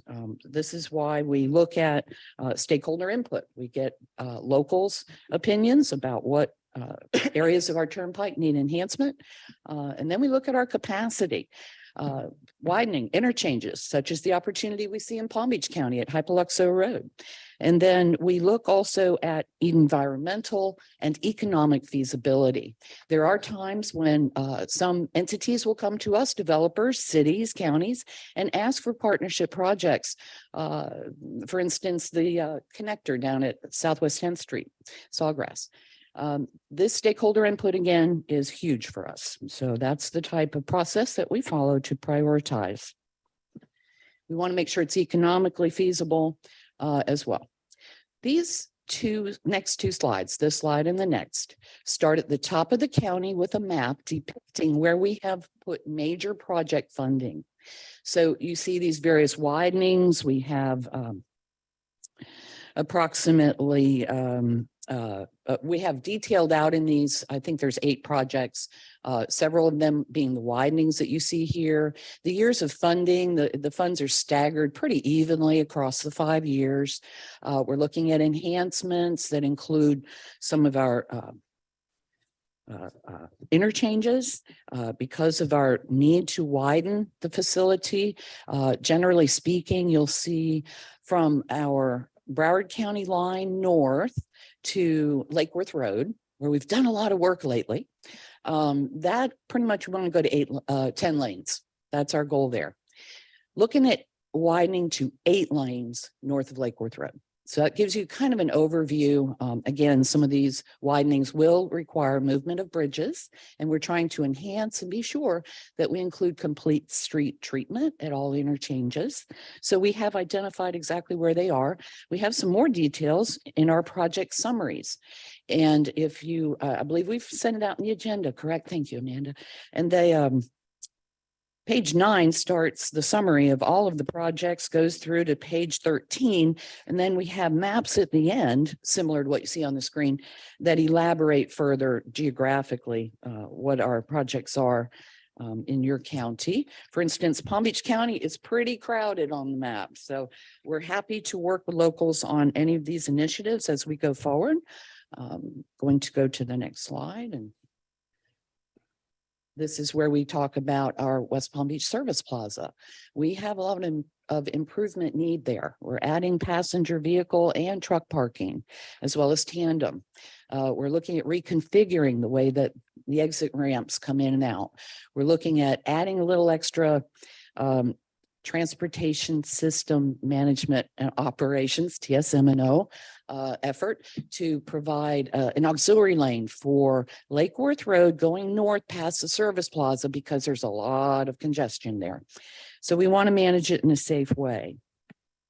We also then have a lot of improvements that are needed because of drainage. We're helping Lake Worth Drainage District with reconfiguring a lot of the canals. In my house, I have a lot of iguana problems, and they have gotten into the berms and the turnpike. But basically, these are areas we haven't touched for 60 some years. And that's why a lot of money is needed to put in for some utilities, some of them environmental, but the construction costs were segmented this way. That's why we put them into little projects. So you can kind of see, and we can work better with locals. Each project manager can look at their section of improvements. So if you want more info, this is the website. You can download all the work programs, and there's ways to filter it. We also have one page, well, 2 pages on the very back of our summary document that will show 5 design and project development environmental projects without any construction funding. 3 of them are adding a couple lanes. We have an initiative to push more lanes further north on the main line. And there is the one new interchange that we're going to research at Hypoluxo Road. Are there any questions about Turnpike's work program for the next 5 years? Is that the whole presentation? Correct. Yep. All right, we'll get to that. So staff, do we have any public comments on this item? There are no public comments at this time, Mr. Chair. All right, committee members, any comments? All right, I see Kim. Go ahead. So it was a surprising statistic, 31% population increase, but an 80% increase in demand. Do you have the average trip length? Oh. Sorry, Kim, could you make sure you use the microphone? Thanks. Sorry. Do you want me to repeat it, or did y'all get that okay? Would you be able to repeat the question, please? Sure, no worries. So it was surprising to see the 31% increase in population versus 80% increase in demand. Do you have an average trip length in Palm Beach County? For Palm Beach County? I will get that for you. The 80% statistic is system-wide. Understand. So that follows the fact that we have been expanding Central Polk Parkway. We've done a lot of work in Orlando. So some of those expansion projects are included in that statistic. Understand. If there's a way to tease out some Palm Beach County centric data, that would be very interesting. Sure. I'll see if we can get some. Thank you. Thank you. Thank you, Alex. do you Yeah, want to one speak? question to Turnpike, and then I have questions on the rest, but on the Service Plaza improvements that you referenced, I did not hear anything about electric vehicle charging stations, which is a big aspect of new federal legislation, and I know there's a lot of money for specifically areas like service plazas on highways. So I don't know, is that going to be incorporated in future improvements to the service plaza or other service plazas on the Turnpike or on other highways, I-95, which I guess will be more FDOT. I'm not sure if that is part of any of your programs currently. I'd be happy to answer your question for Florida's Turnpike. They're already in. We have electric vehicle charging stations at all of our plazas. They're about 45 miles apart, and there's a variety of types. I was seeing if I had my phone on me, our website shows you the level 3, the level 2, which type of chargers are there. I know we have both Tesla and the others as well. So there's a variety, and they are already established and in. the And I've seen facilities. them. I was in service plazas a couple of weeks ago on the Turnpike. I was just wondering whether, I mean, again, down the road, all vehicles are gonna be electric vehicles, so we're gonna need a lot more than the limited number that are currently in those plazas. So just thinking, again, planning ahead. And we have a Sun Tracks facility that the Turnpike is very proud to talk about. I am anyway, because I think it's needed. We have been researching ways to charge vehicles through the roadway. We've been doing work with the people that produce the electric vehicles. We're trying to enhance the infrastructure and get those needs set for what the industry needs. So this SunTrax facility has its own website as well. A lot of great innovative ideas. They can set up little cities and move them around, see what will affect some of these options, you know, how well they work in a real world environment. So they have completed building that facility and they solicit the input, and there's a test track type of facility where they're working that out. Thank you. I actually used some of those charging stations on the plazas Turnpike. All right, Natalie, I believe. And also, Yeah, I Don? mean, I have other questions, but I don't know if that are more for the TPA staff. I don't know. Yeah, of course, if it's relating to the same item, go ahead. Yeah, so I don't know, Andrew, if you could go to one of your earlier slides that you have at State Road 7. I guess State Road programs or.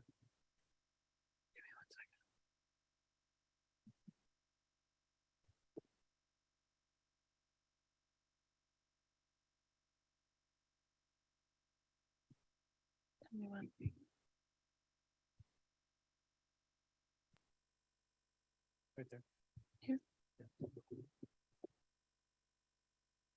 Hello? There was one that was more specific, just to State Road 7, I think There you one or two after that. That one. I was just curious, so if I'm understanding this correctly, now the State Road 7 project is receiving funding through the carbon reduction program.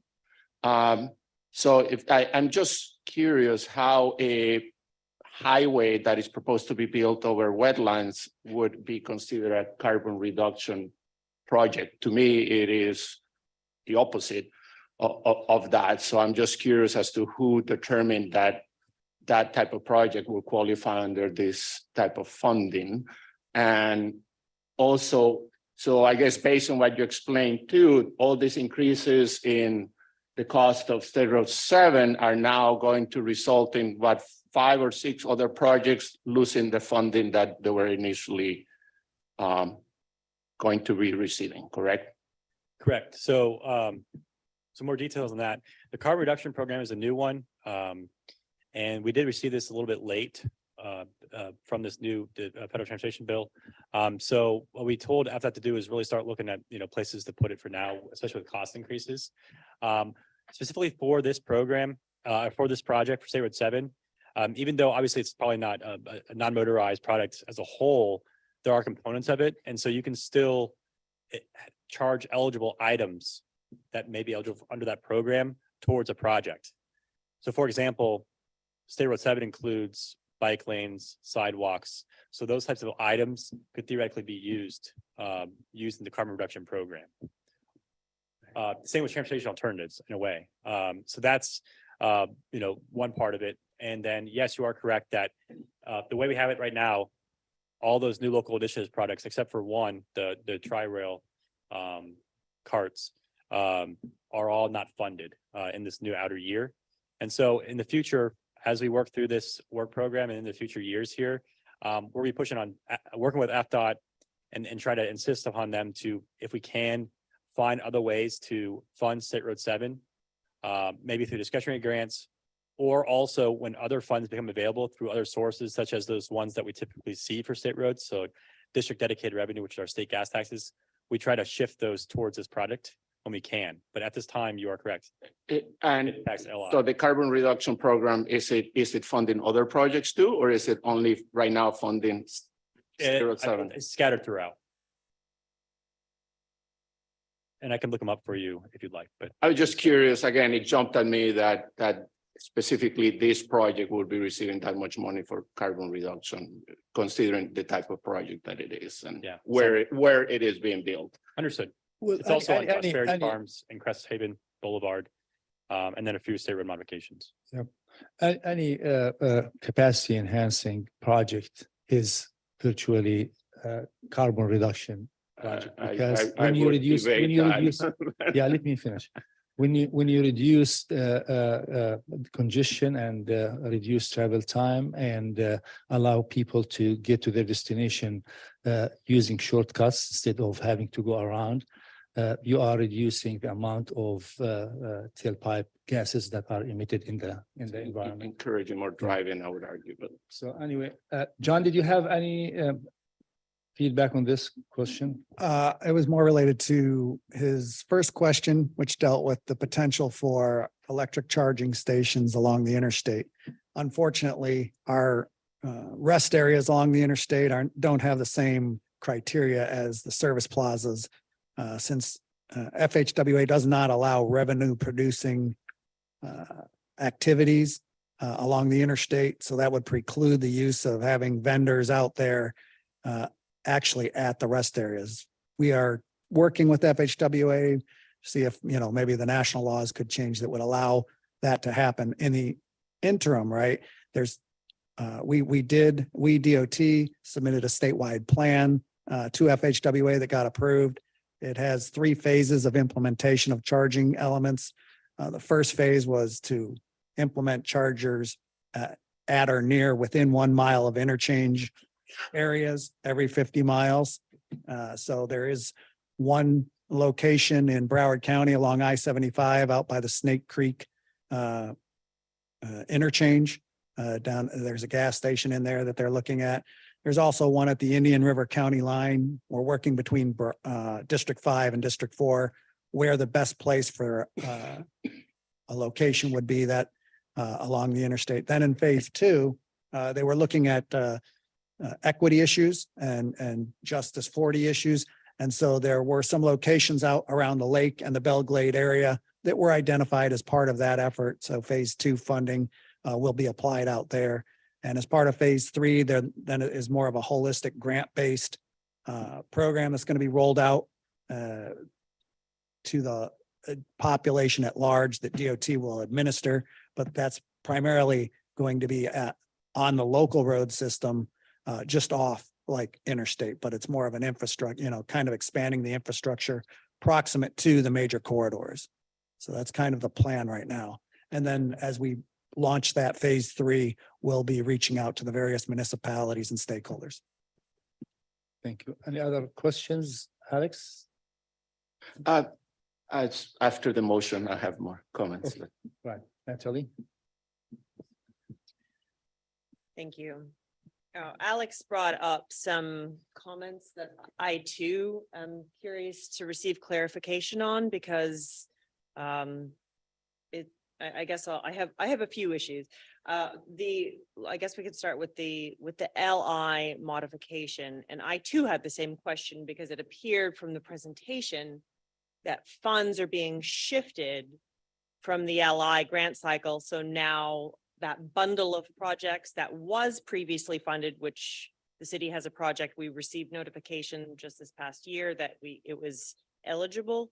But it does appear that the new information is that it's no longer funded because those dollars are being reallocated to the delta that is apparently coming up from the State Road 7 funding or the State Road 7 issue. Is that where the dollars are going? Correct. So we typically get around $21 million a year, a little more than that for surface transportation funds. That's that first one, the SU. And that's the local initiatives funds. And this is all in fiscal year 28. So that's where all those new products would have been. Yeah, I mean, the LI, when I saw the chart, it was, it mentioned the year that we received notification for eligibility, but the LI doesn't actually have implementation, I think, for our project until, I think, 27 or something. Yeah. But the Gardens Parkway project in particular, it's an excellent mobility project. It's a retrofitting of an existing suburban road to create, bike lanes and landscaping enhancements and sidewalk improvements. So, I'm disappointed. A true carbon reduction project. I'm disappointed to hear the shift in those dollars. And quite honestly, it's news to our jurisdiction in this hearing where I'm hearing that. So I'd like to continue the conversation, but, you know, personally, I oppose the shift in those dollars for, you know, that, you know, our particular project, but typically those LI projects are excellent examples of mobility. Usually what jurisdictions do is they come in and they apply for, you know, existing roadways and they're enhancing those. So I'm really disappointed to hear that those dollars are being shifted in that direction, and I oppose that. I also had the similar question from Alex as it related to Turnpike. I also, it sounds like there's a number of enhancements occurring. I too share the same, I guess it's more of a comment, maybe a question, but it did sound like from your response to Alex that the Turnpike is considering utility improvements. So, you know, I would say whether or not the technology already exists today for EV charging, the demand is only going to increase. It's a life safety concern, considering the network of the Turnpike. And I would say that there is a tremendous opportunity to enhance your utility infrastructure toward EV, because it's, you know, your opportunity is now to do those. So I would encourage the Turnpike while you're looking at that. And I also have a comment on, I don't know whether or not the money that's allocated on page 13, which includes PGA Boulevard, includes the proposed elimination of the park and ride facility that you all had originally proposed to the city of Palm Beach Gardens. But for whatever it's worth, we continue to oppose that elimination of the park and ride facility. We believe that that park and ride facility is very important for the region. It's used a lot, and the city of Palm Beach Gardens has committed to assist the Turnpike on any code enforcement matters or any other assistance that you need from us, but we fully support that park and ride being there. So I don't know if you could clarify that or not, Would like those to. dollars. Absolutely. Yes, ma'am. Through the chair, Victoria Williams, Turnpike Liaison Administrator. Our agency was very pleased to meet with your city, and the representatives there had great feedback. I believe that there is an email going to you today that will outline the suggestions that we could somehow partner the city and the Turnpike to keep that open. Of course, the main concern being that after removal of that toll booth, that little lot where you try to make a left out to the main road, with potential to mitigate some safety issue. But that email will elaborate. We'll certainly continue to collaborate on that. Right. And again, But these thank you. dollars that are in this that's on the table today doesn't include the elimination. It does not include the elimination. That was more part of our funding that had occurred with the removal of the toll booths, all electronic tolling regional projects, AET acronym. Okay, great. Thank you so much for that. And I appreciate your clarification. feedback on utility improvements. I see at the plazas, our chargers are used a lot. Yeah. And we take that into account, and there may need to be more enhancement of electrical capability, especially in the times of evacuation, where Yes. we do see people using our facilities for that gas and go. You know, we certainly want to be prepared. Thank you for the feedback. Okay, great. Thanks. Thank So, you. I just have one more comment, Mo, sorry. Go ahead. And that's just in general. It also was part of the presentation. There was a whole new bundle of resurfacing projects that were included. And I would just, you know, the city has participated as part of the feedback that DOT solicits as part of resurfacing.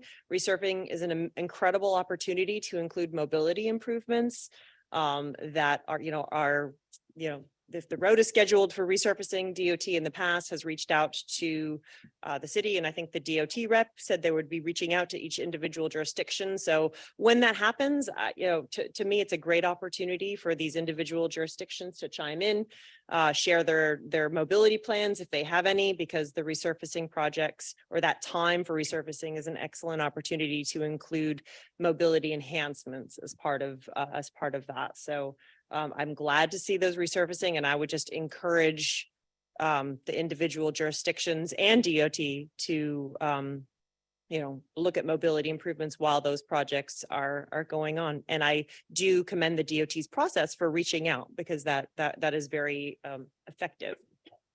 And those are all my comments. That's it? Thanks. Yeah. Thank you. We'll get back to staff. Let's go on. There are some public comments. Go ahead, staff. Thank you, Mr. Chair. This public comment is from Mr. Keith Krieger, PA. The comment reads, the projects in the FDOT work program are developed through comprehensive coordination with the Palm Beach Transportation Planning Agency. Palm Beach County has a legitimate interest in a fair and reasonable return on its revenue contributions. The FDOT work program identifies funding for both 1, the engineering design, and 2, the physical construction, such that in addition to the physical construction, Palm Beach County also has a legitimate interest in these FDOT engineering design contracts. So my question is, why are there so many of these FDOT work program projects in Palm Beach County being designed by engineering companies far away in Miami-Dade County? The FDOT criteria for selecting an engineer notes that the proximity of the engineer adds value to the quality and efficiency of the project. But despite its own criteria, FDOT procurement records reveal that 57% of FDOT projects in the 300 miles from Key West to Vero Beach are being designed in Miami-Dade County.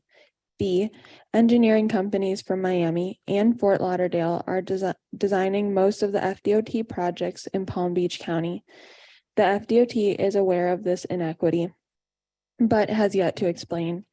And with the cost of living in Miami-Dade County being 13% higher than FDOT, the FDOT is knowingly paying a 13% premium for these projects in Palm Beach County to be designed from far away. Why are so many of the FDOT engineering design contracts being awarded to engineering companies here? Why are so few of the FDOT engineering design contracts being awarded to engineering companies here in Palm Beach County, especially for the FDOT projects located here in Palm Beach County? Thank you. I don't know if John wants to respond to that or, okay. Yeah, so we can put it in the record or do you want to respond to it? Sure, okay. Jessica Rubio, Florida Department of Transportation. And as you may know, engineering contracts are to be selected based on technical qualifications. The federal law prohibits us to include location on the selection process of these projects. So that is the response. So we do not keep track of the locations of these firms. Sometimes they could have satellite offices in many of the counties, but that is not what we do. We do not keep track of where the offices are located before we select a professional services consultant. They are selected based on qualifications. By the way, Palm Beach County does give preference to local consultants in the selection process. We give them certain points advantage for that. But I understand also that the source of local funding is local, so we have the right and we probably should be giving preferences to local consultants, but federal money is federal, so we understand that. All right, these are the comments. No more, okay. Let's go to Naresh.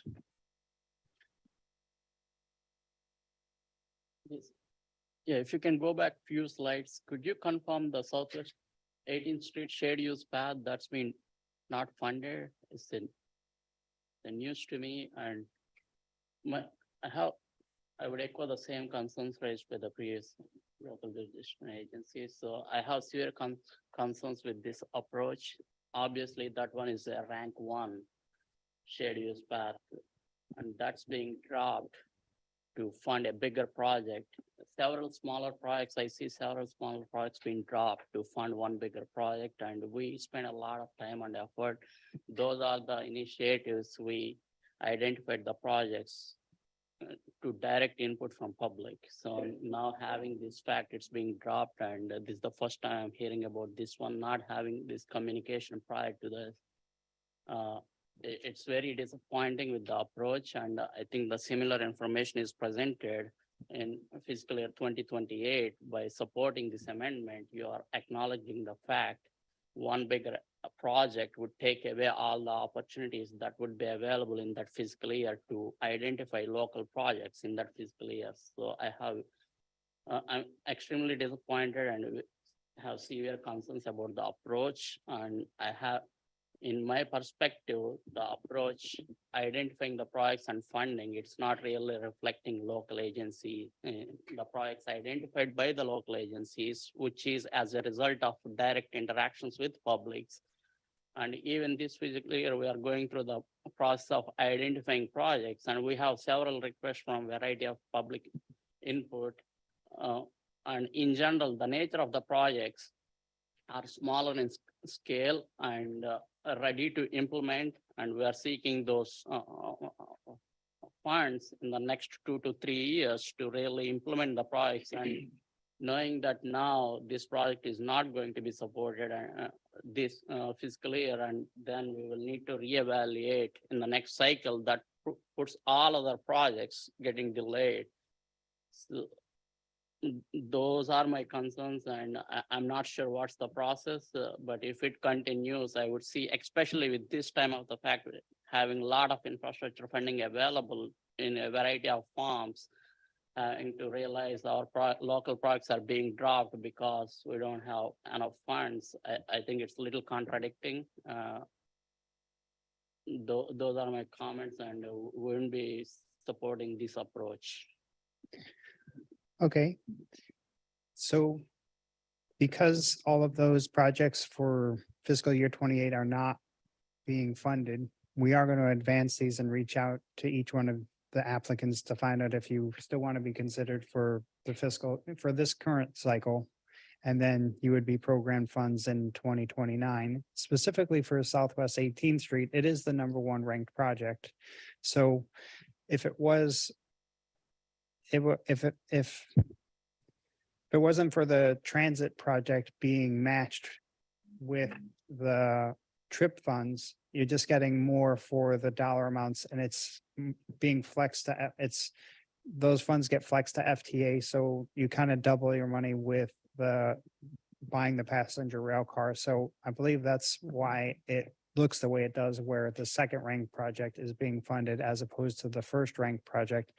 The other part with Southwest 18th Street was the coordination about the railroad crossing. The railroad crossing was a significant portion of the total project, and that was deemed ineligible to be funded through the grant. So you couldn't use the LI funding to do the railroad crossing improvements. And so that took away a significant amount of the total project costs. So I believe there's still an opportunity if we coordinate to see if you want to keep the project, still be considered for this upcoming grant cycle, see how it ranks with the rest of the new projects that are applied for, and then continue to work collaboratively with FDOT to find an alternative funding source to do the railroad work in addition to the work that would be covered under local initiatives. You could still see it as an opportunity to move forward with the project and find funding for the railroad component piece of it if you decide to keep the project and advance to this current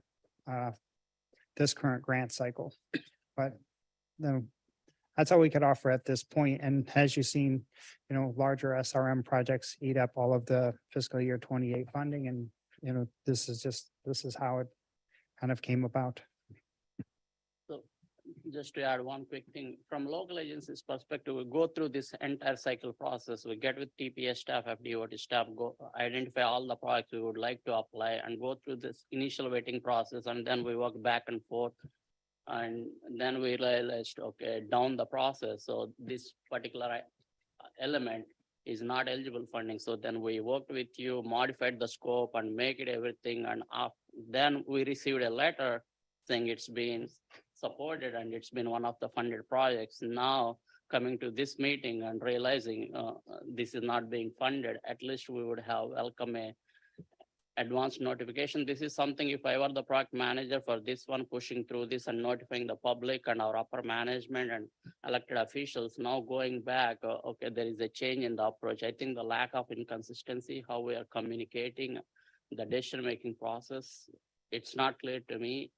And again, for this news to take it up and present this, and then it's going to have an impact on identifying the projects for the next cycle. Now we're not sure the projects we're going to identify next cycle, are they going to be funded or not? Maybe we may need to cycle back for the next year. So it puts doubts in the entire process, how we identify the element projects and how we are funding through. To me, it's a total uncertainty until we get that letter saying it's being funded and the funds are being available. So it's the process I have serious concern, and this is one of the outcome. I would see this continue to be happening in the upcoming fiscal years if we don't really look at the process. And So I just want to clarify, so the eligibility determination letter that I send out after you clear the vetting process with FDOT, they give us the go-ahead to say these projects are eligible for funding to be included in your list of priority projects. But in addition to that, at the closing of the letter, it also indicates that this doesn't guarantee funding for the project. It just guarantees that you're in the draft tentative work program to be funded if there's funding available. So it's not a true fund, funding is not secured when you get an eligibility determination letter. It just says that you've been fully vetted and this project is approved for funding if funding is available. And in this particular case, all of these projects went through the vetting process, received an eligibility determination letter, and it's subject to availability of funds through the draft tentative work program. And this is inevitable, unfortunately, the outcome. Very good, thank you. yeah, only thing in future, my request would be take an approach of we can take two different approaches, trying to identify the number of smaller projects, especially with LI local initiatives, which are smaller in the scale. We can take the approach of pushing through the maximum number of projects for the same dollar amount, or dropping 5 different projects and picking one to cover the entire amounts of funds. I would really request the agency staff to evaluate all other options, try to push as many as smaller projects.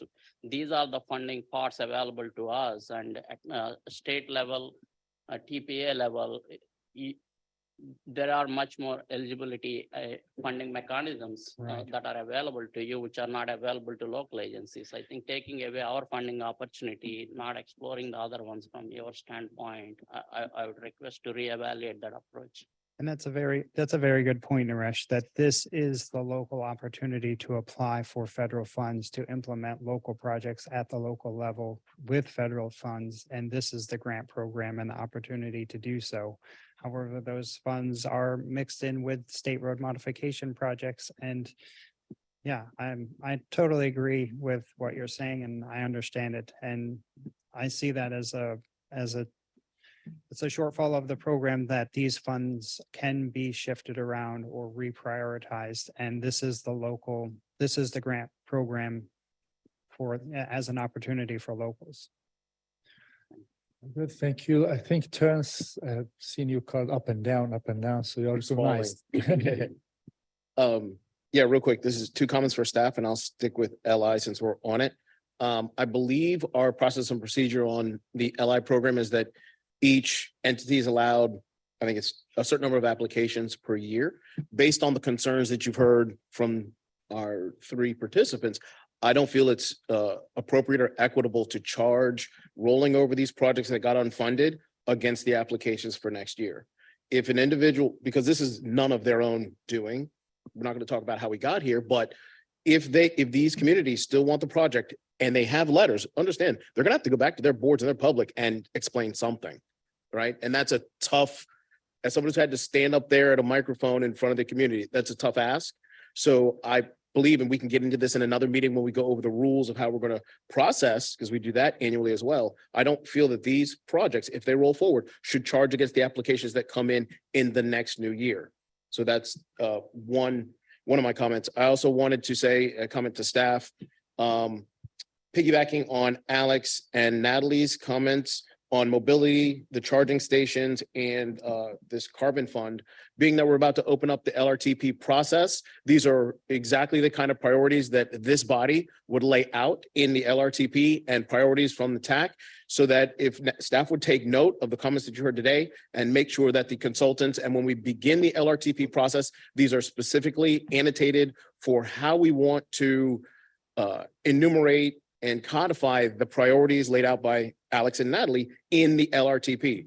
Charging stations on the turnpike, and all these other issues that arose in the last hour need to be, there obviously are priorities. We obviously didn't do a good enough job in the last LRTP so that the funding agency understands where we, as this body that's tasked to aid in this funding allocation, see as the appropriate fit, especially when new funds come from left field, because, and this may never happen again, but we find ourselves in a quagmire because new funding became available because it wasn't directed and our priorities weren't clear enough. That new funding went to some places that you can hear don't seem to set well with this body. So being that we're opening the LRTP process, staff, please make sure that this is thoroughly discussed and on the table when we get to that point.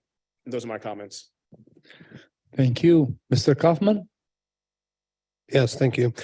First, I have a question about the ranking and the scoring. If these projects are moved to the following year, will they be re-ranked or will everything follow after these? The ranking system is the same as last year as this year. So the ranking, there's a raw score for each one of these. So the rank will change, but the raw score will not. So each one of these current projects, the ones that you see on the screen from last year, have a raw score that will be compared to the new applications that will receive this year. And then that's how the ranking will be determined. So what you're saying is 22-1 could potentially become 22-4 or 23-4. They'll be reshuffled. Or it could stay at 1. Right. Because of the raw score. Correct. Okay. And then finally, I just want to echo Naresh's and Natalie's concerns. These local roads that are not on federal aid systems don't qualify for the other programs. So, this is our only opportunity for these types of roadways. And I think the biggest issue is that, this change may further discourage communities from submitting applications in the future. If they're being moved, after they're being committed, they're being moved. It's just discouraging. And I echo the sentiment of the others. So I do want to follow up on that. So in this transportation alternatives funds, you see there is an additional $5 million that you don't see on the screen. And so what we will be working with FDOT on is where to apply that $5 million. And for the local initiatives projects, because transportation alternatives is targeted towards local roads, if there are other local road projects that we can fund from local initiatives, we could move a local initiative project into the TA program and fund it with TA funds. So that is a possibility. And there is funds in reserve. We have to work with FDOT to find out when bids come in for the current projects, what are the overruns? What are the cost estimates? If they're over, then this reserve fund would be used to cover that. And then if there's additional funds left over, then we'll find a way to kind of oversubscribe the program of finding other transportation alternatives projects, local projects on local roads that fit the criteria for TA that may sit in LI. They might be local roads that could still apply, that could still be funded through TA. That's undetermined, but it is another funding option for these particular projects that are on local roads that would still be eligible under TA. And we have done that in the past successfully. It shortens the time frame from 5 years to 3 years. So the design shortens, but when we get there, we'll identify those projects and contact applicants and see how it works out. Very good. Thank you. Jamie?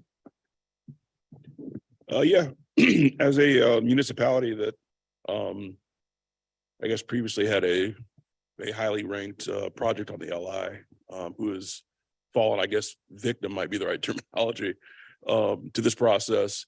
I know back then there was priority given to projects that fell within the not funded list after they'd already been approved in the next funding cycle.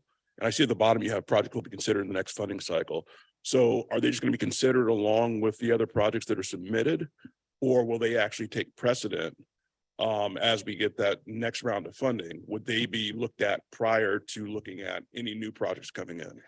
Nope, they will all be ranked objectively and fairly as a group of projects with a raw score. These ones have already been ranked, so it's not so much the ranking, it's just the total score of how did they score in total in the objective scoring process. With local initiatives, there's a scoring rubric.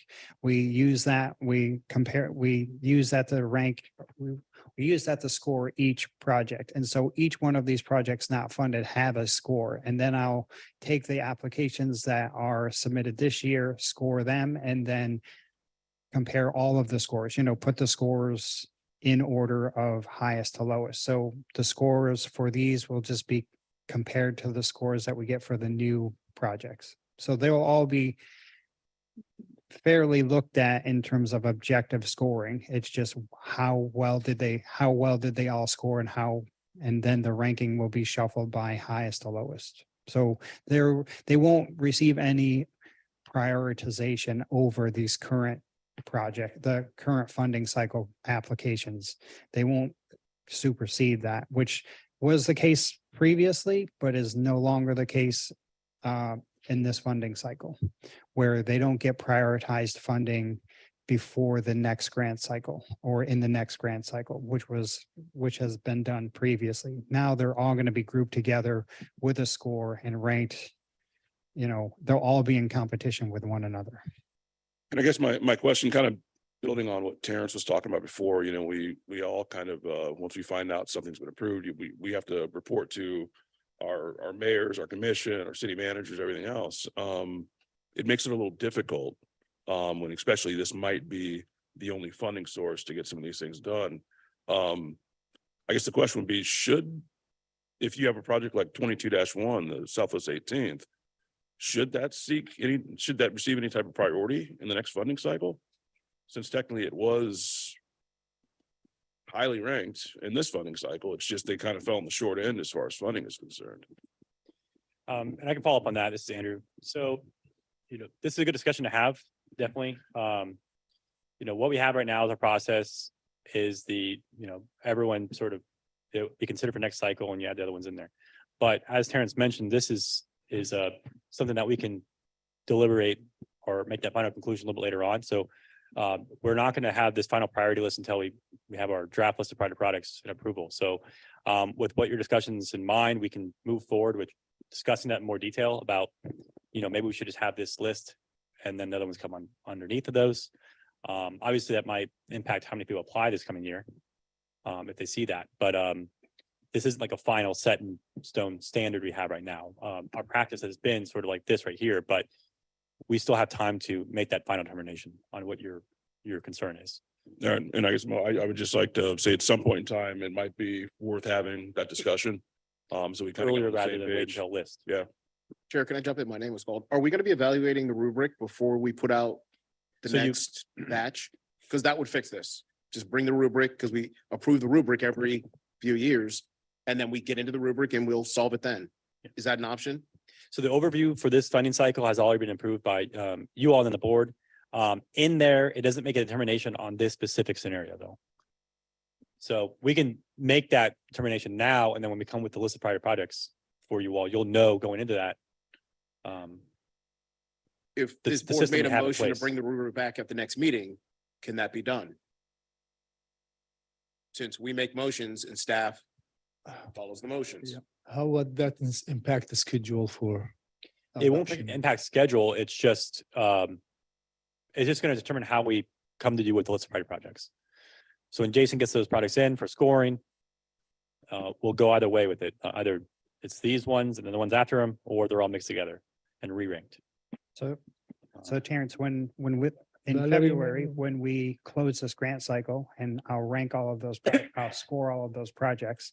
I'll bring all of the projects back to you and I'll highlight all of these projects from this previous cycle and the current cycle. So you'll know these are the one, this is the total rank, this is the ranking of all the projects from this current funding cycle, the previous funding cycle, highlighting these projects didn't receive funding the previous year. So you'll see the total list of all of the projects, including these ones, and how they rank in total. And then we could adjust that list or come up with a way to see what we want to do from there in terms of who applies and how these ones score against the new projects that are applied, how the total ranking falls out, is determined. And ultimately, it's up to the governing board, and we'll take these notes and we'll bring that forward. And it'll be up to the governing board to, adjust the list or approve the list. So you'll see the total list of projects, including these, after February, once the grant cycle concludes. Valerie, you wanted to interject into this? Yeah. Good morning again.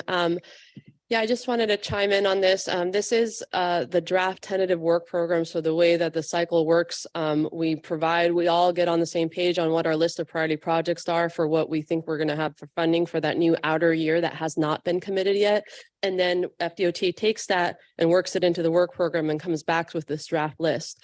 Unfortunately, these other large projects that are not FDOT priorities, they're TPA board priorities, State Road 7, State Road 80 lighting, Atlantic, these big projects are gobbling up the funding that we thought we would have available for these smaller projects. So it's really up to the board and the committees what order the projects are in priority. So that's why those are continuing to be higher up than these.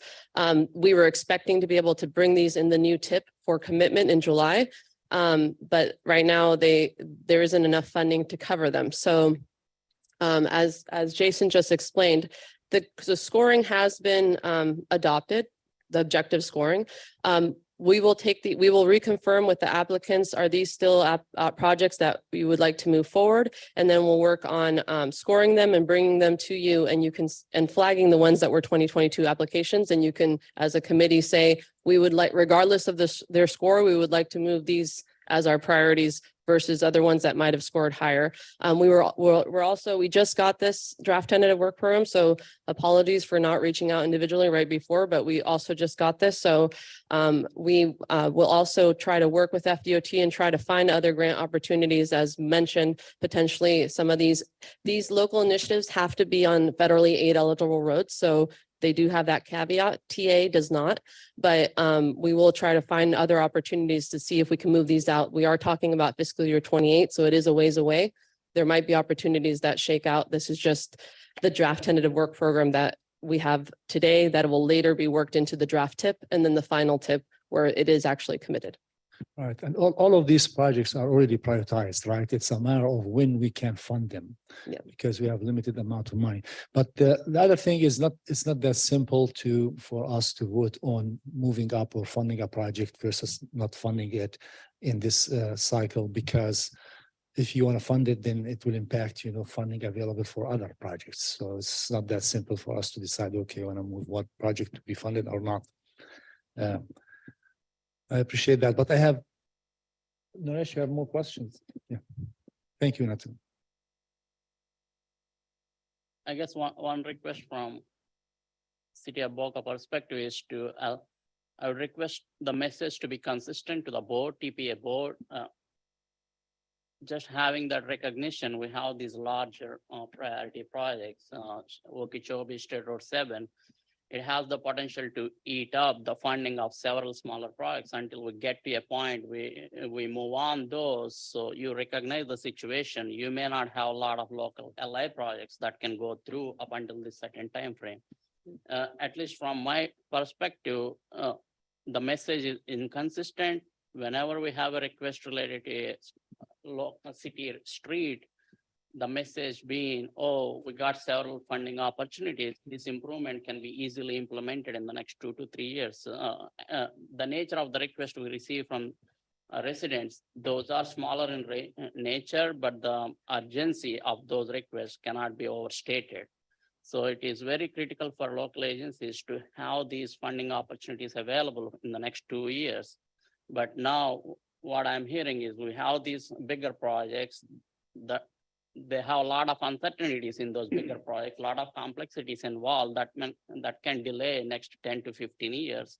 But again, on the other hand, you're asking to acknowledge that and also note the fact that's going to delay all the LI projects. I think we got to find a better balance between here. And I think really, especially in this case, stopping 6 projects and approving 1, I would really request again to have a consistent message at all levels and also look through the review process to see if there are any tweaks that we can potentially look into to push more number of projects.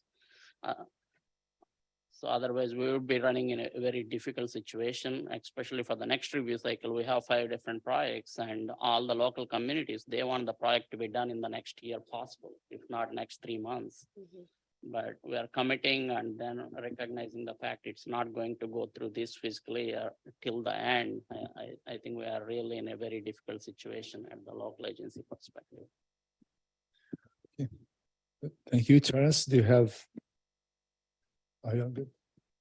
Okay, go ahead, madam.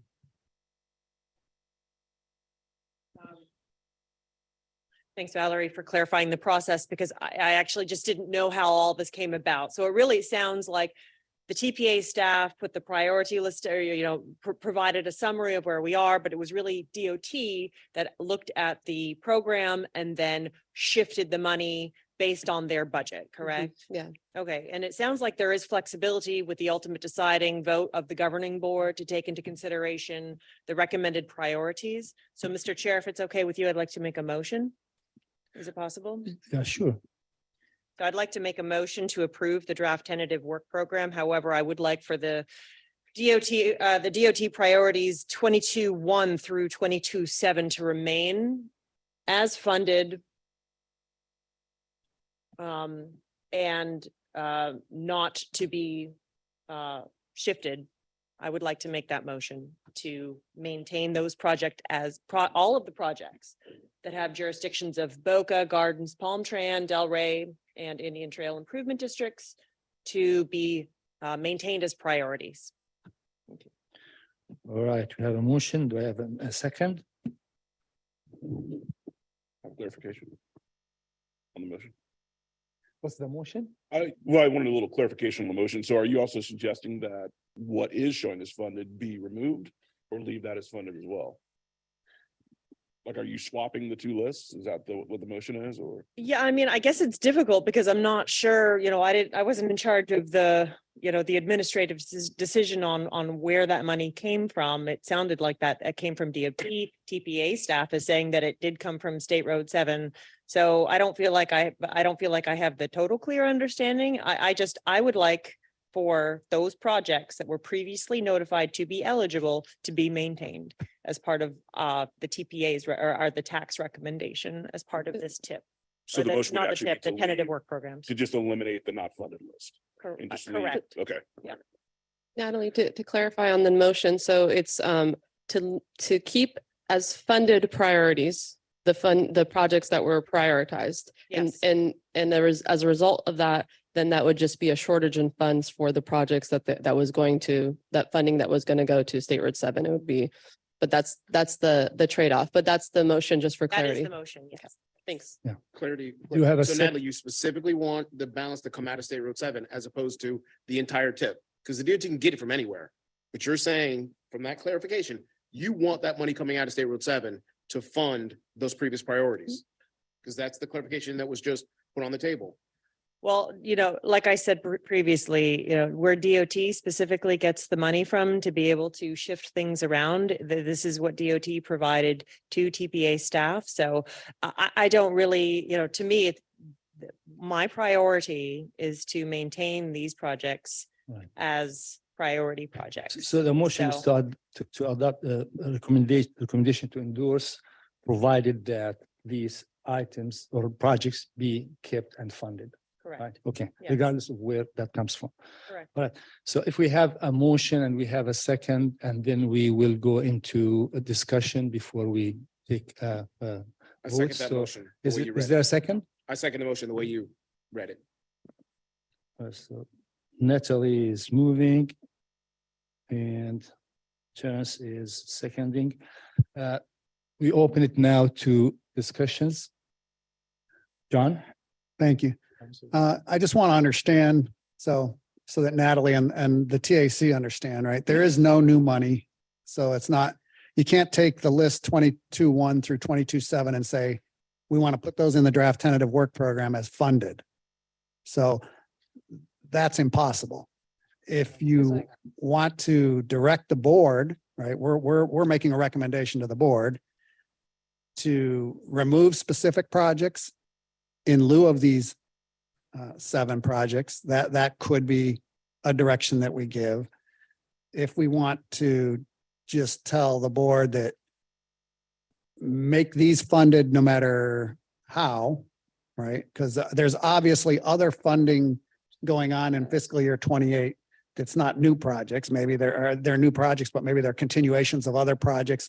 Those would all be subject to where money comes from. So you're talking about defunding other priorities or other programs at the expense of these. And so I just wanted the board, the TAC to understand that you can't add them without removing something else. And if this group wants to give the board direction as the technical advisory committee as to what should be unfunded at that expense, right now, I can tell you that the DOT funded this as the board's #1 priority since, I don't know, 2015 or something, right? So this is their #1 priority as it has been spoken to DOT and the TPA for years.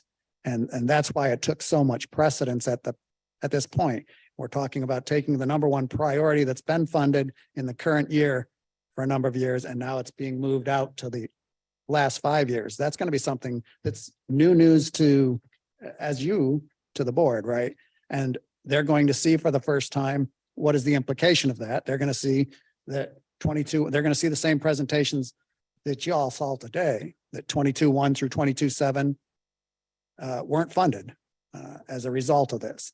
So as much clarity as this group wants to give the board, the better, but just make sure that I just wanted you to be clear that there's not new money. We can't just add these into the program. Understood. Thank you, John.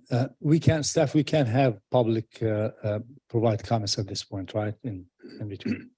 I'm sorry, ask the question one more time. We can't allow public comments on this item at this point. There are no public. They are here present. There's a motion and a second, right? Yeah. Um, Motion, yeah, they will. And I think They will Yeah, speak on there's, the motion. I think that the, Can comment on the motion? Well, we're in deliberation now before this motion, so I don't know if that is. That's time for my public question. comment Anymore. Yeah, it is. We are in discussion right now. It would be up to your discretion as chair to allow for public comment Oh, after okay. the normal scheduled time has Well, elapsed. It's okay. Go ahead, Khurshid. Identify yourself. Why? We are not counting, but Kashid Mahyuddin with the county's planning division. My only suggestion was that these projects, which was prioritized before, they should be funded first in the LI program next time. And you shouldn't even probably open up LI program until these are funded. Thank you. All right, let me go around. Javier, you are recognized. Yes, thank you. I think we're getting into a very icy territory. I think we're gonna be cautious as to what we recommend as a board. I understand John's explanation, and I think we need to take that into account as part of the motion. And perhaps the motion should be more of a clarify this for us, come back. This is the recommendation at this point, but we're not recommending the approval of this for these reasons. And so in that way, we may have the opportunity for EFTA to come back to us and say, this is what we evaluated these recommendations and this is what we have. Because the reality is that you're basically taking from projects in one list to put it in another list. And then nobody's wants their projects to be taken away from that list.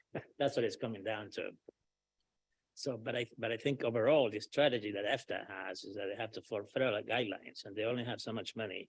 And, it's kind of like running a business, you have the expenditures and you have, a profit. So when you're looking at that, you have to sort of like balance it out. How much can you go into the chopping block to, hire employees and do other things versus the money that you have? But in this case, we have projects. So I think we just need to work on a balance. And maybe this is the first time that we need to work in this balance, because before we never had to do this before, in the past. But I think that maybe it's a good exercise for us as a board to consider that, rather than to say, after that, we need to balance, we need to, finance our projects before you consider yours, because, there are some projects in that list that are ongoing. And, you're talking political effect, there's a huge political effect on that.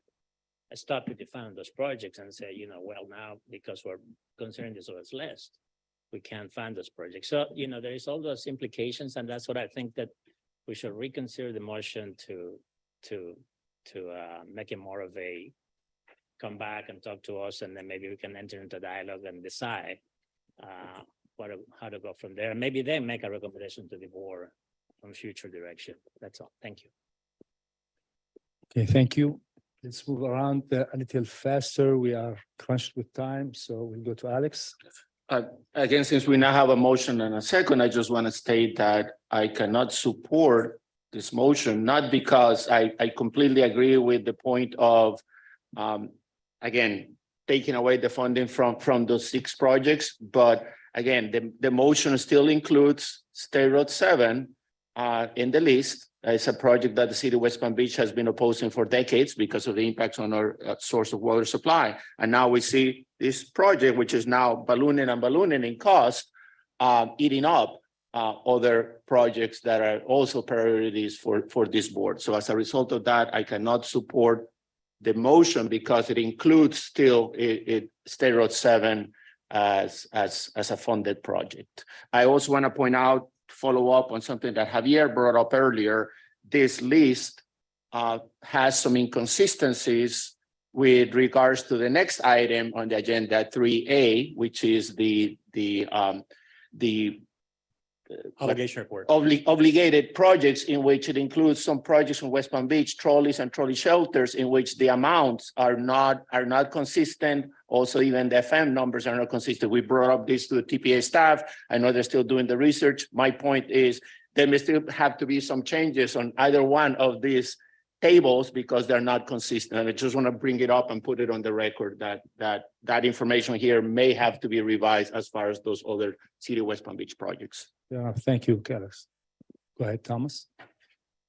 Just quickly, same, more or less a clarification as well.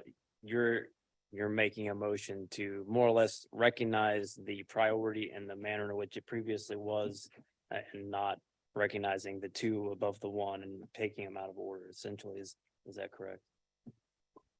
Mr. Chair, may I clarify, what my Sure, thought process is, sure. at least in this motion? Ultimately, you have a list of improvements that has to be adopted by the governing board.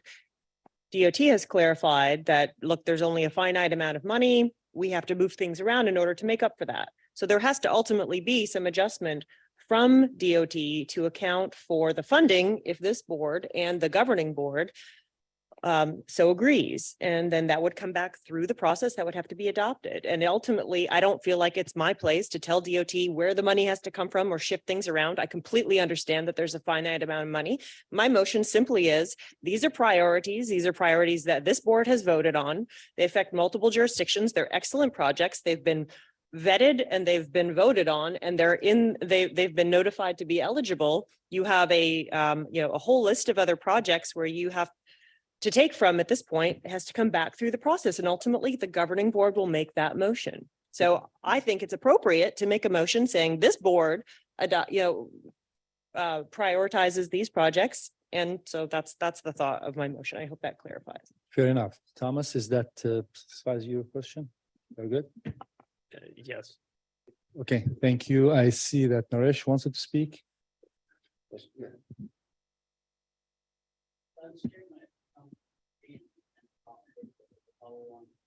Sorry, Mike Naresh.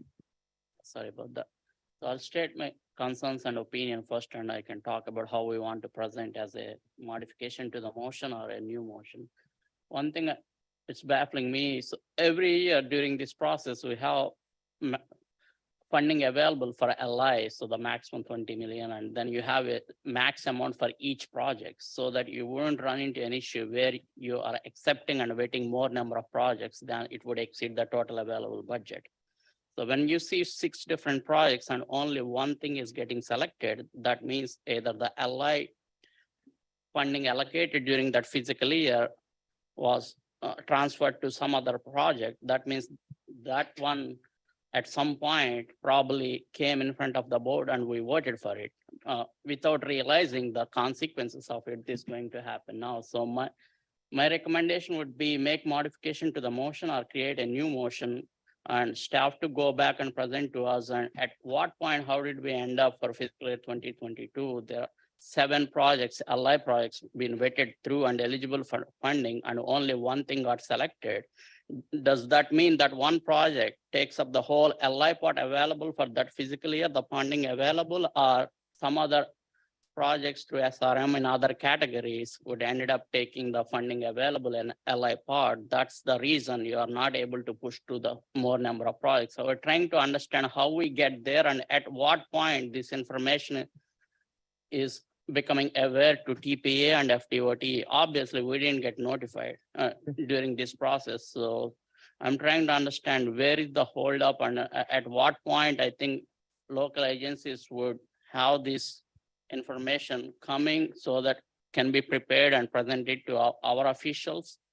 So just trying to get details about how did we end up to this situation for this fiscal year. There have been 7 projects applied and only one thing got selected in LI category. And what would happen to the remaining funding in LI part, and how did we end up in that situation? I think presenting that information would help us a little bit more to understand the process and complexities involved. Naresh, sorry to interrupt, but we are now discussing the motion and So my yeah, recommendation and is we are running out of time, we have have a long new agenda. motion for staff to defer this item to go back and present back to the details of it so that we can make a appropriate decision on this particular item. That would be my motion. So that's a friendly motion, substitute motion. Right. Could you state it again? Yeah, so based off of what Naresh is recommending, essentially he would be tabling this item to be brought back to the committee in a different meeting. Our next scheduled meeting would be in February for this committee. So it wouldn't necessarily be a motion to recommend. It would just be tabling the item from the way I was understanding his recommendation. Since that's a substitute motion, we need to ask Natalie if she will accept that substitute motion or we vote on it. I think we ask Natalie if she. Yeah. Unless he makes it an amendment. So you can make a friendly amendment with Yeah. that same language, Right. and the maker of the motion can choose to accept. Yeah. Yeah, I would amend that if she's okay with that. All right, because it's your motion, you can accept that friendly amendment, and then the motion that we'll consider would be the amendment. Yeah, so just so I understand, the substitute or the idea is to just table the discussion entirely and then bring it back. And I don't know what that would even do to the schedule with this. That will be discussed, yes. It wouldn't be recommended to table it. We definitely need to move forward with the draft tentative work program to keep everything on schedule. So That's what I thought. it would be best to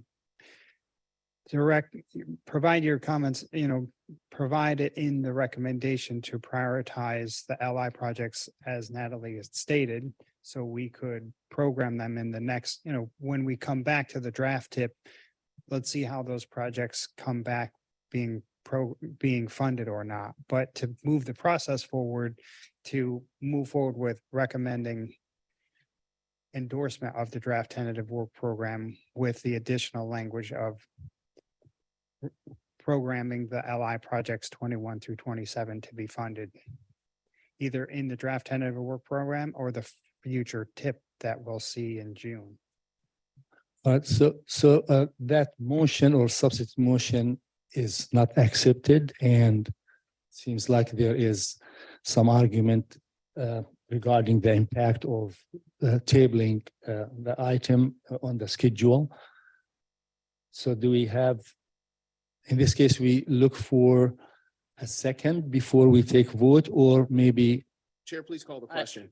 yeah. You have a motion and a second. It's been discussed. Please call the question. We have a second?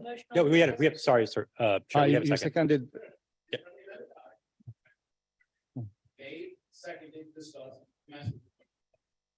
But before we do that, I want to weigh in myself as well. I think the motion as proposed by Natalie does not make sense. It contradicts itself in itself. If you are recommending approval or endorsement of the proposed program draft, you are dealing with set amount of money that they have to distribute. At the same time, you are moving to add an additional projects for funding.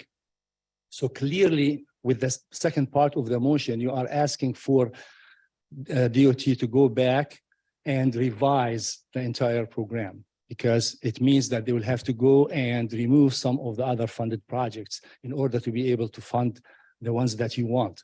But at the same time, you moved to approve what they proposed, funding everything else.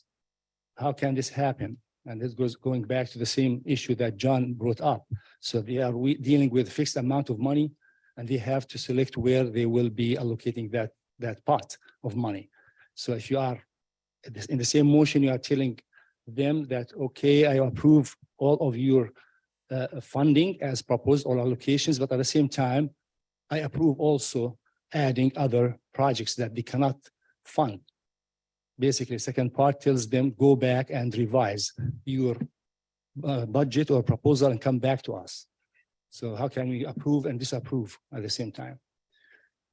So let's find the language to accommodate both with a recommendation to find funding for the LI projects.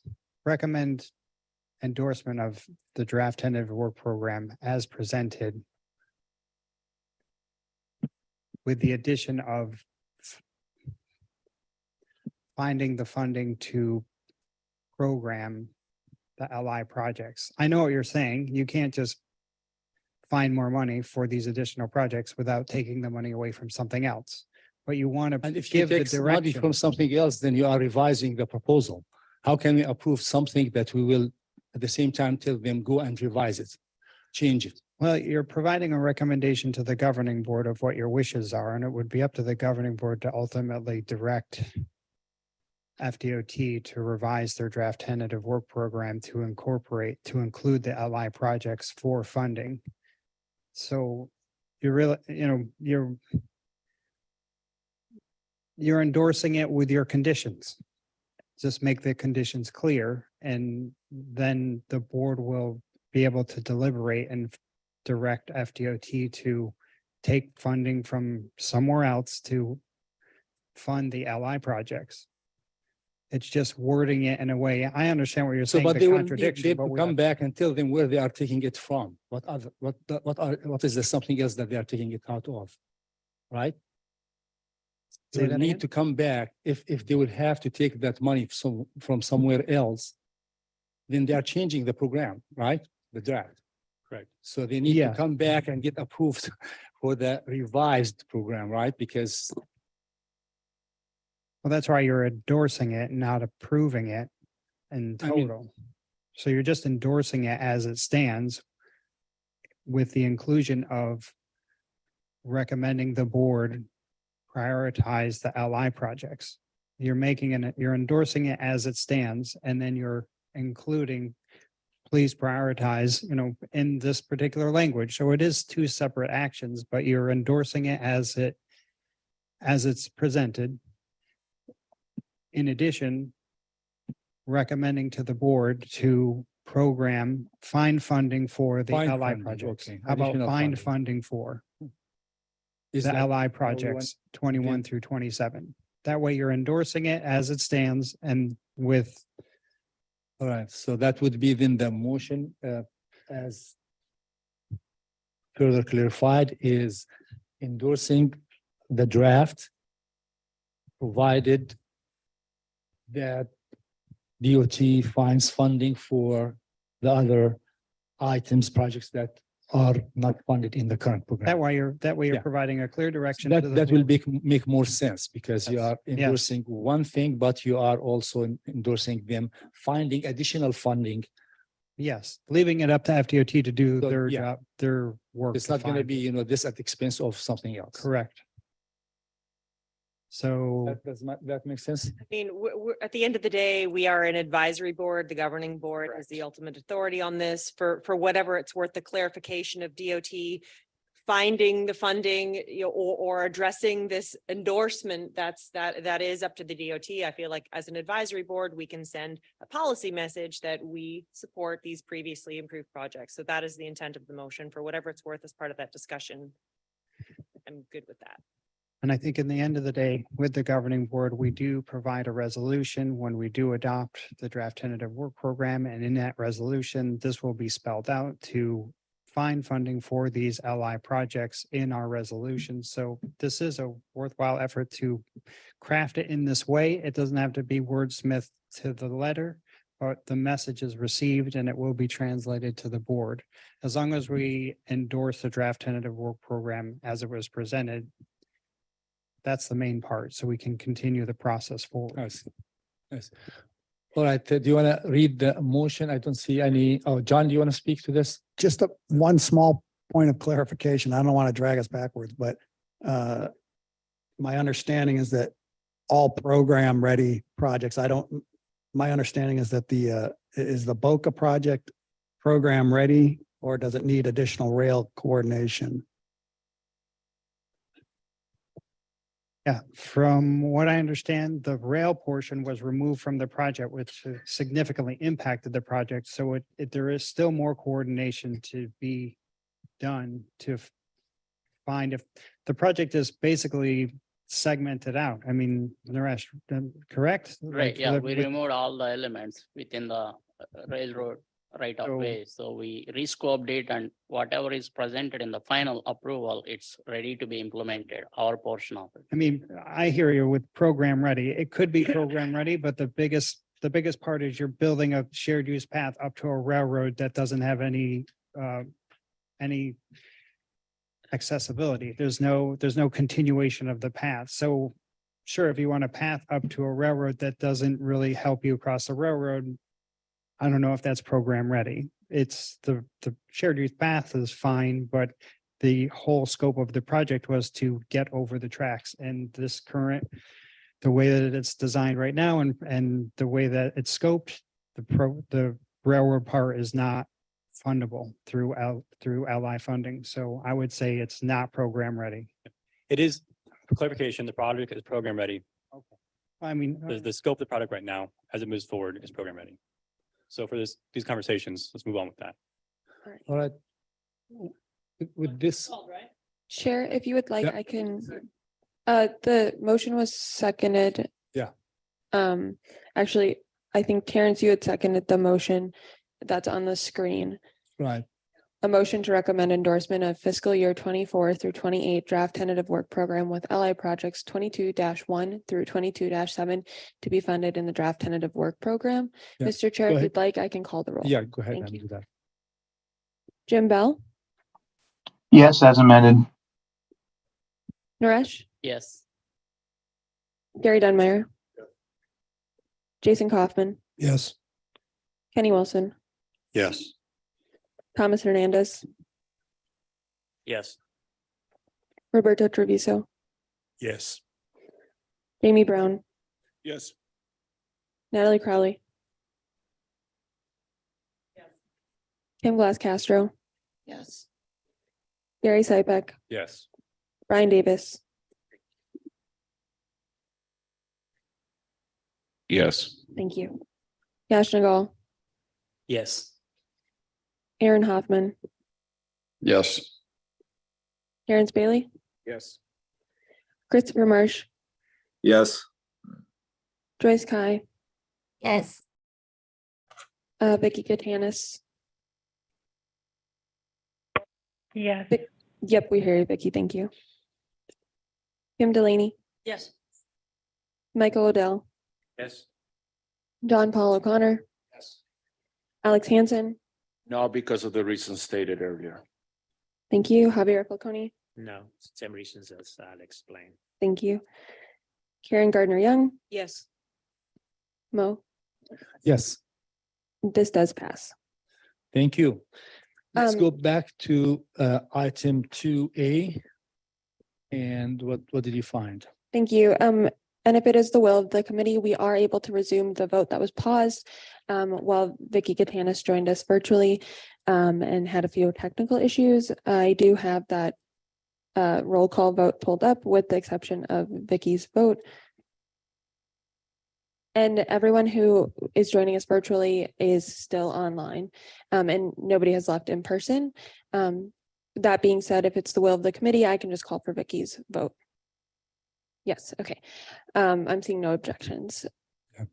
Yes, go ahead. Thank you, Mr. Chair. Vicky, if you would just state your vote for either Mo or Natalie as chair. Mo. Thank you. With that vote, Mo does have 13 votes while Natalie has 12. That being said, Mo is elected as chair. Thank you. Let's move on to the vice chair. Do I have any nominations for vice chair? Second. Natalie, you are good with this nomination? Very good. Seeing no other nominations, we are done. Natalie is the vice chair. Thank you. Let's move on. Sorry for taking so long.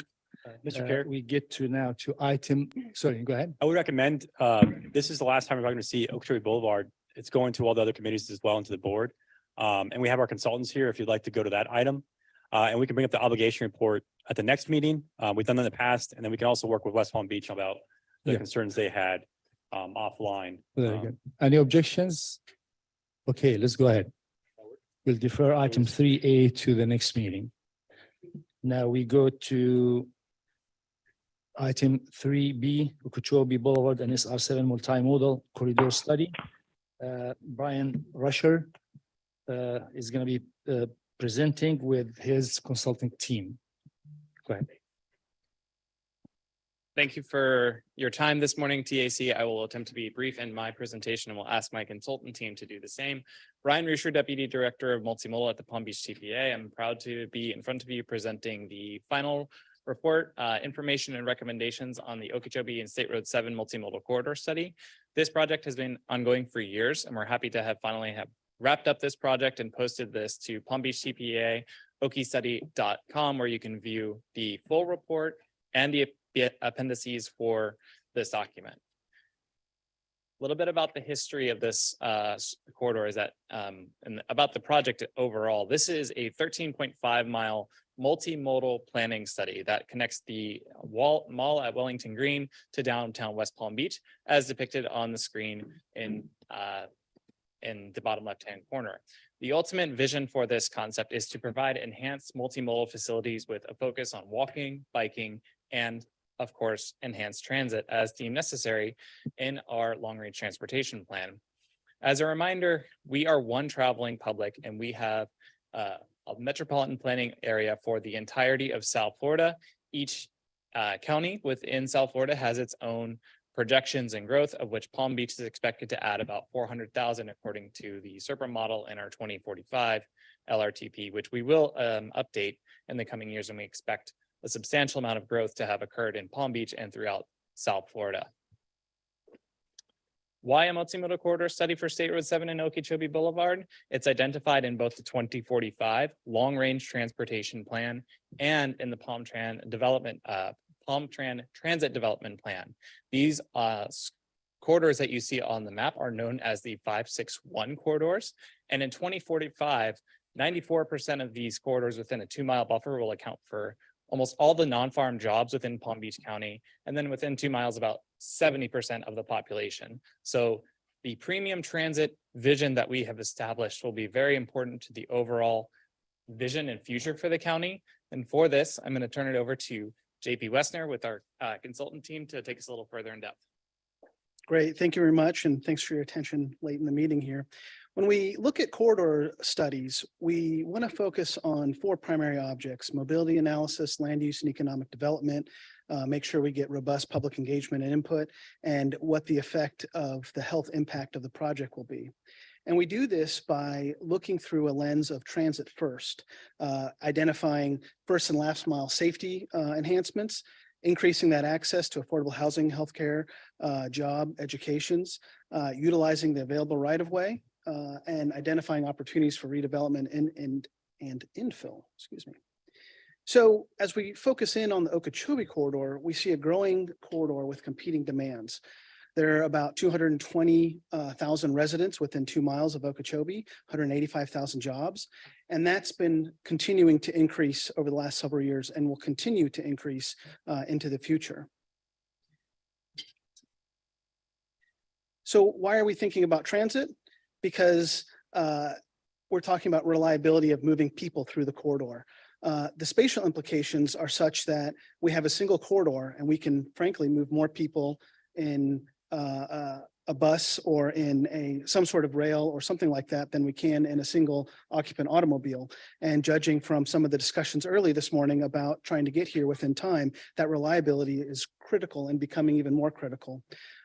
We have over 138,000 people that work within the study area and commute back and forth between work and home and use that area.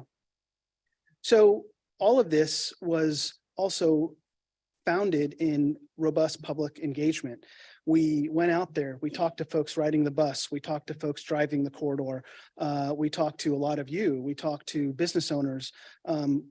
We started to understand what are those impacts on the corridor. And in addition to not feeling safe and to feeling like it's a very hostile environment, specific ideas about how people use the corridor and walk through it and move through it are also problematic. And so all of these things kind of pull together to fund or pull together to generate our alternatives. And with that, I'm going to introduce Stuart Robertson from Kimley Horn to talk a little bit about that. Thank you, JP. My name is Stuart Robertson, and Mr. Chair, members of the committee. Our team also looked at the transit and roadway characteristics of the Okeechobee Boulevard and State Road 7 corridor. We identified 7 alternatives for analysis, including the no build or no change alternative, number 1. Then there were 4 bus-based alternatives shown in the green box and 2 rail-based alternatives. Because of the importance of the Okeechobee Boulevard corridor, we looked beyond just travel, but also included factors related to public health, factors related to the public opinion of the corridor, the land use characteristics, and also the socioeconomic characteristics of the corridor. The vision that is recommended, the ultimate vision, is for center running dedicated lane light rail transit. And this would be paired with other multimodal improvements to the corridor aimed at increasing transit accessibility, such as enhanced multimodal facilities and park and ride lots along the corridor. The center running dedicated lane light rail transit was recommended as the ultimate vision for the corridor for several reasons. One is trip reliability. Having a dedicated lane rail transit system would offer trip reliability in the future, basically a certain schedule that would be kept regardless of the congestion along the corridor. We are seeing trip reliability issues on the corridor today, in the sense that it takes longer to travel from one end to the other during the peak hours than it does during off-peak times. And also that travel time is quite variable during peak hours. As travel demand grows into the future, we would expect that that trip reliability would continue to have a wider and wider range for people in cars. And so a transit option such as a dedicated lane rail system would offer a solid trip reliability for those who choose to take transit. Also, health and safety. The health impact analysis shows that the premium transit alternatives do have a positive impact on both public health outcomes, such as health outcomes related to hypertension and other sedentary diseases. Safety as well. Communities that have invested in a multimodal approach along a corridor where the modes are balanced tend to have more positive safety outcomes from the changes that are implemented. Mobility choices right now, I don't think it's a surprise that the corridor is very car centric. Most people choose to use a car on the corridor. And so investing in the ultimate vision here of the light rail transit would help to improve or expand the number of mobility choices in the corridor. When it comes to redevelopment and infill potential, I'll have JP speak to that in a moment, but in general, we have an opportunity to establish a vision that may impact or influence some of the ways that the private sector invests in redevelopment along the corridor and infill, perhaps in a way that would be more transit supportive. And then finally, on the public appeal side, we have found that rail transit does seem to benefit from what's sometimes called a rail tendency bias. There are some people that would ride a rail transit system potentially, but not a bus transit system.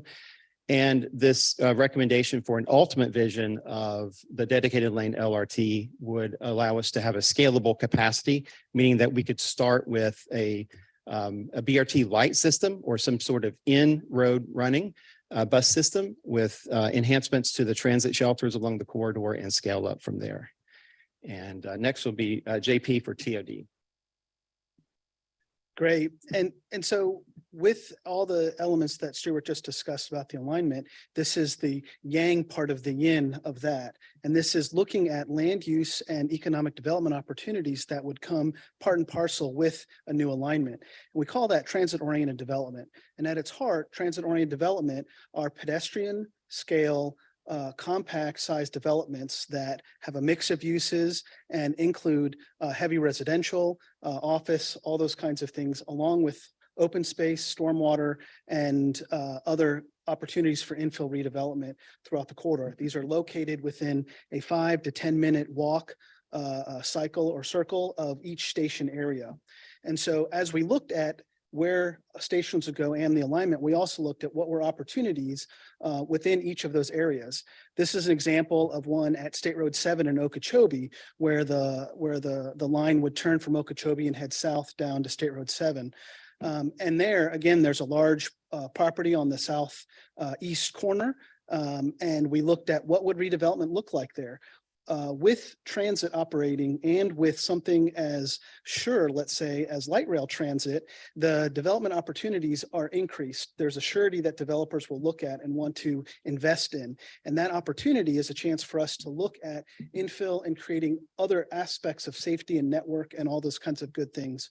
At the one at State Road 7, our estimates look at around 1,300 potential new homes, with about 200 of those being affordable, almost $5,000 to $6,000 worth of jobs. And a key aspect is an additional $632 million into additional ad valorem. And what that means is that's the increment from what the properties are doing today in their current value of land. What that would change would look like over, say, a 20 to 30-year period of development, and how that would then impact each one of these. And we looked at detailed analyses for each one of the station areas along these lines. Also here is the aspect of open space, and you can see how this might work with the park and ride option that Stuart talked about earlier, and how that would all be integrated and worked into the overall development plan. Pushing a little bit more on that revenue projection, when we look at what the current value of that land is as it relates to taxable ad valorem taxes, and then what we see as and we looked at a low, medium, and high development rate, and we're showing you the medium development rate, what that would begin to look like in terms of that overall taxable value. Additionally, what that affordable housing potential is, putting people close to transit that are most reliant on transit is also a good way to ensure that the system is working well and continues to work well. So with that, I'm going to hand it off to Brian to finish us off. Thank you, JP. And just to wrap up the presentation, really how we get to realizing this vision is that, first of all, we have to implement projects. In the work program that we presented earlier, there are transit signal priorities and enhanced transit shelters that we're working very closely with Palm Train on. Those service improvements are intended to generate and improve service for existing riders, which will create a better base of users for the future.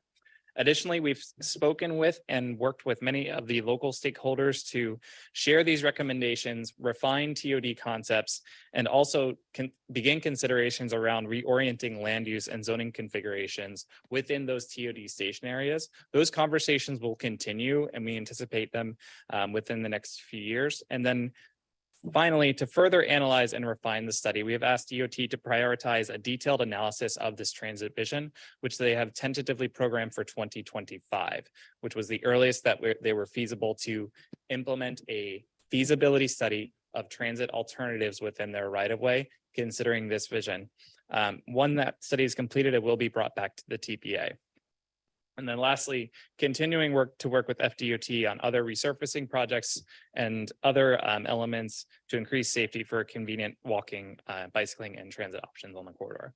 As I had said before, the study is posted at the website on the screen, and I'm happy to take any questions you may have. And I appreciate you all staying until noon to hear about the study. Thank you. Yeah. Thank you. Actually, I regret that we have your presentation at the end, and this is very important project. And it's going to be detrimental to our transportation planning, future transportation planning for our county. This is a huge, serious business that will siphon almost all the money that will be coming to us in the coming quite few years. And we have been discussing for much of this morning some of the other projects that we wanted to be funded, and we were scrambling to see if we can find funding for them. Very important project. I appreciate all what you have guys done. But before I voice my comments, I want to ask staff if we have any public comments. There are no public comments, and I do not see any hands raised online from our virtual participants. Very good. We'll do that. Let's go first here with, go ahead, Mr. Kaufman. Thank you. Just have one quick question. In the beginning, you mentioned in a projected increase of 400,000 people. Does that take into account the increase that we've seen in the past 2 years? That was, I believe, projected in the 2045 long-range transportation plan. So those numbers will be updated as we go into our next LRTP update. Okay, thank you. Yeah, so we do understand, and Bieber, through the University of Florida Bureau of Economic something research, they release population projections, which are more accurate and detailed to the year. But this study obviously used that data because it was adopted and acknowledged by the board.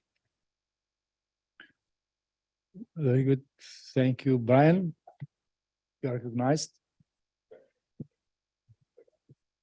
That's fine. You want to wait? Okay, go ahead, Mike. I just have a quick comment. I mean, I've been in favor of this for quite some time. I just implore you to keep the process moving forward. We have lots of projects coming online on State Road 7. And I can tell you that from the review of those projects, no one is talking about transit-oriented developments. And we've got to get the developers thinking about it. I know you're out there a ways, I get it. But we've got to start thinking about getting people to design their projects to take on transit-oriented activities going on as this project comes forward. So we really need to push harder. We're going to miss a big window that's happening right now. There's a lot of property being developed in that corridor. Thank you, Yash. Just a follow-up on the ridership projection. On a local level, I wanted to share that in 2021, when we reduced our frequency from every 30 minutes to every 20 minutes, we had a great response. Our ridership went up about 25%. So just that's a good example of, how investments in transit do get people to try transit out. Thank you. Staff, do we have online members who want to speak? Not at this time. Okay. Yeah, go ahead, Brian. Thank you. I just wanted to look up because I knew we were about due to dump the new Bieber numbers. It's now 1.518 million people in Palm Beach County. So I knew as of the census, we were right at 1.497 or something. So those numbers are out.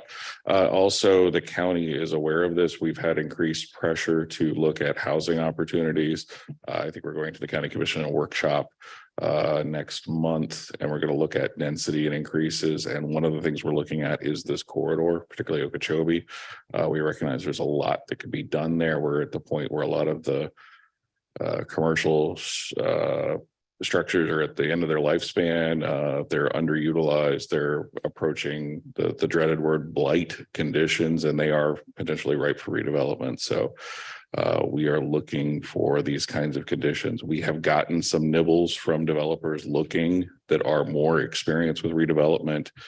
They are showing up, they are knocking, they're just recognizing that they can't get there from here. We can max out our densities at about 25 units per acre, which just begin to get to be transit supportive for the types of transportation we're talking about. So we're aware of it, we're looking, we're lagging a little behind, but I think there is a growing political interest in going there. So just as an update.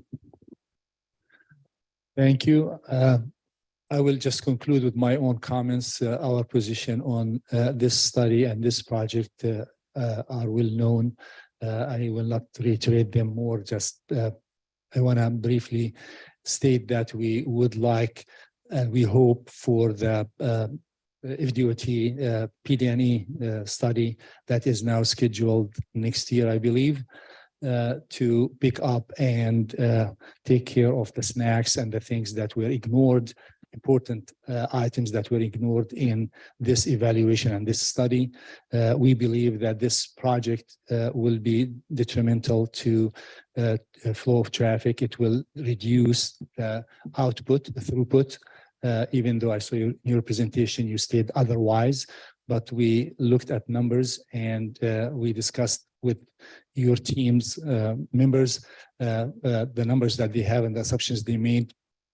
Clearly, many of the impacts of the light rail on traffic flow along these two corridors have not been evaluated, but it's clearly known for all professionals that they will have dire impact on traffic flow for all users. Unfortunately, this project focused only in comparing the transit options only and ignored totally evaluating the impact of this or any of those on the general traffic, all traffic, including vehicular. And we all recognize that no matter what you do, light rail or not, it will only capture very small, very humble percentage of traffic on this corridor. And however, the impact of any of those alternatives on the traffic, other major traffic, which is vehicular, has been ignored. With this, I appreciate your presentation. I regret that we do not have the time to discuss it further and voice comments and concerns. But go ahead. I will have one quick clarifying note. The work program has a feasibility study, not full PD&E. So it would be a comprehensive look at the roadway alternatives, analyses, modeling, not necessarily PD&E, which would deal more with environmental and clearances and things like that. So PD&E would be the step following that. Awesome. That's great. And I remember discussing this with Valerie, and she emphasized that she will make sure that this will happen. Again, this is a huge project. It's going to be siphoning away a lot of our future funding for transportation planning, and want to make sure that it does add and solve to our, assets and solve our problems, not do the opposite, making our traffic problems even worse. Appreciate it. Thank you. Chair, real quick before we break. Yeah, go ahead. Sorry. Staff, the chair who represents the county and traffic has presented some information that before we hear this again, can we get some clarity on his perspective and his concern so that we have a balanced understanding if we're going to be asked to make any recommendation or motions, because he's presenting something of a contravailing position. Again, we want to get out of here, but when this comes back, could we make allowance for the county to make a presentation on their perspective and position so that we can at least hear both sides? It's just an ask, and then we can go. Yeah, sure. I will have them answer, but again, I think what we concluded was that this is not a done deal. It's not final decision. They are gonna be, we are looking forward to FDOT's, you call it feasibility study, Yes, and that would again look at all of these things, and they will take our concerns into consideration and make sure that they do full unbiased evaluation, and that will look at funding, throughput, others that are impacted, et cetera, et cetera. Go ahead, Brian, you have want to add to that? I just wanted to say, I believe I have a very strong trust for our consultant team and the work that they have produced. We had to break up the documents just to the sheer magnitude of effort and analysis which went into the project. In our comments, I believe many of the communities were supportive of this type of analysis and approach to delivering a vision for transportation in 2045. So I look forward to continuing to work with the county, FDOT, and the municipalities along this corridor and the other 561 corridors in implementing the vision throughout the years. So thank you. Great presentation, Brian. Very good. Thank you. No other comments. Let's move to the final item here, which is the administrative item. Okay, item 4A through 4F are informational only. There will be no staff presentation unless requested by a committee member, which I see none. Staff, are there There are any no public comments. comments? at this No? time. Okay, thank you. We will adjourn this one, but before we do that, we want to remind you that there will be no meeting in January, right? Correct. Our next meeting will be on February 1st, 2023. Happy New Year, everybody, and Merry Christmas.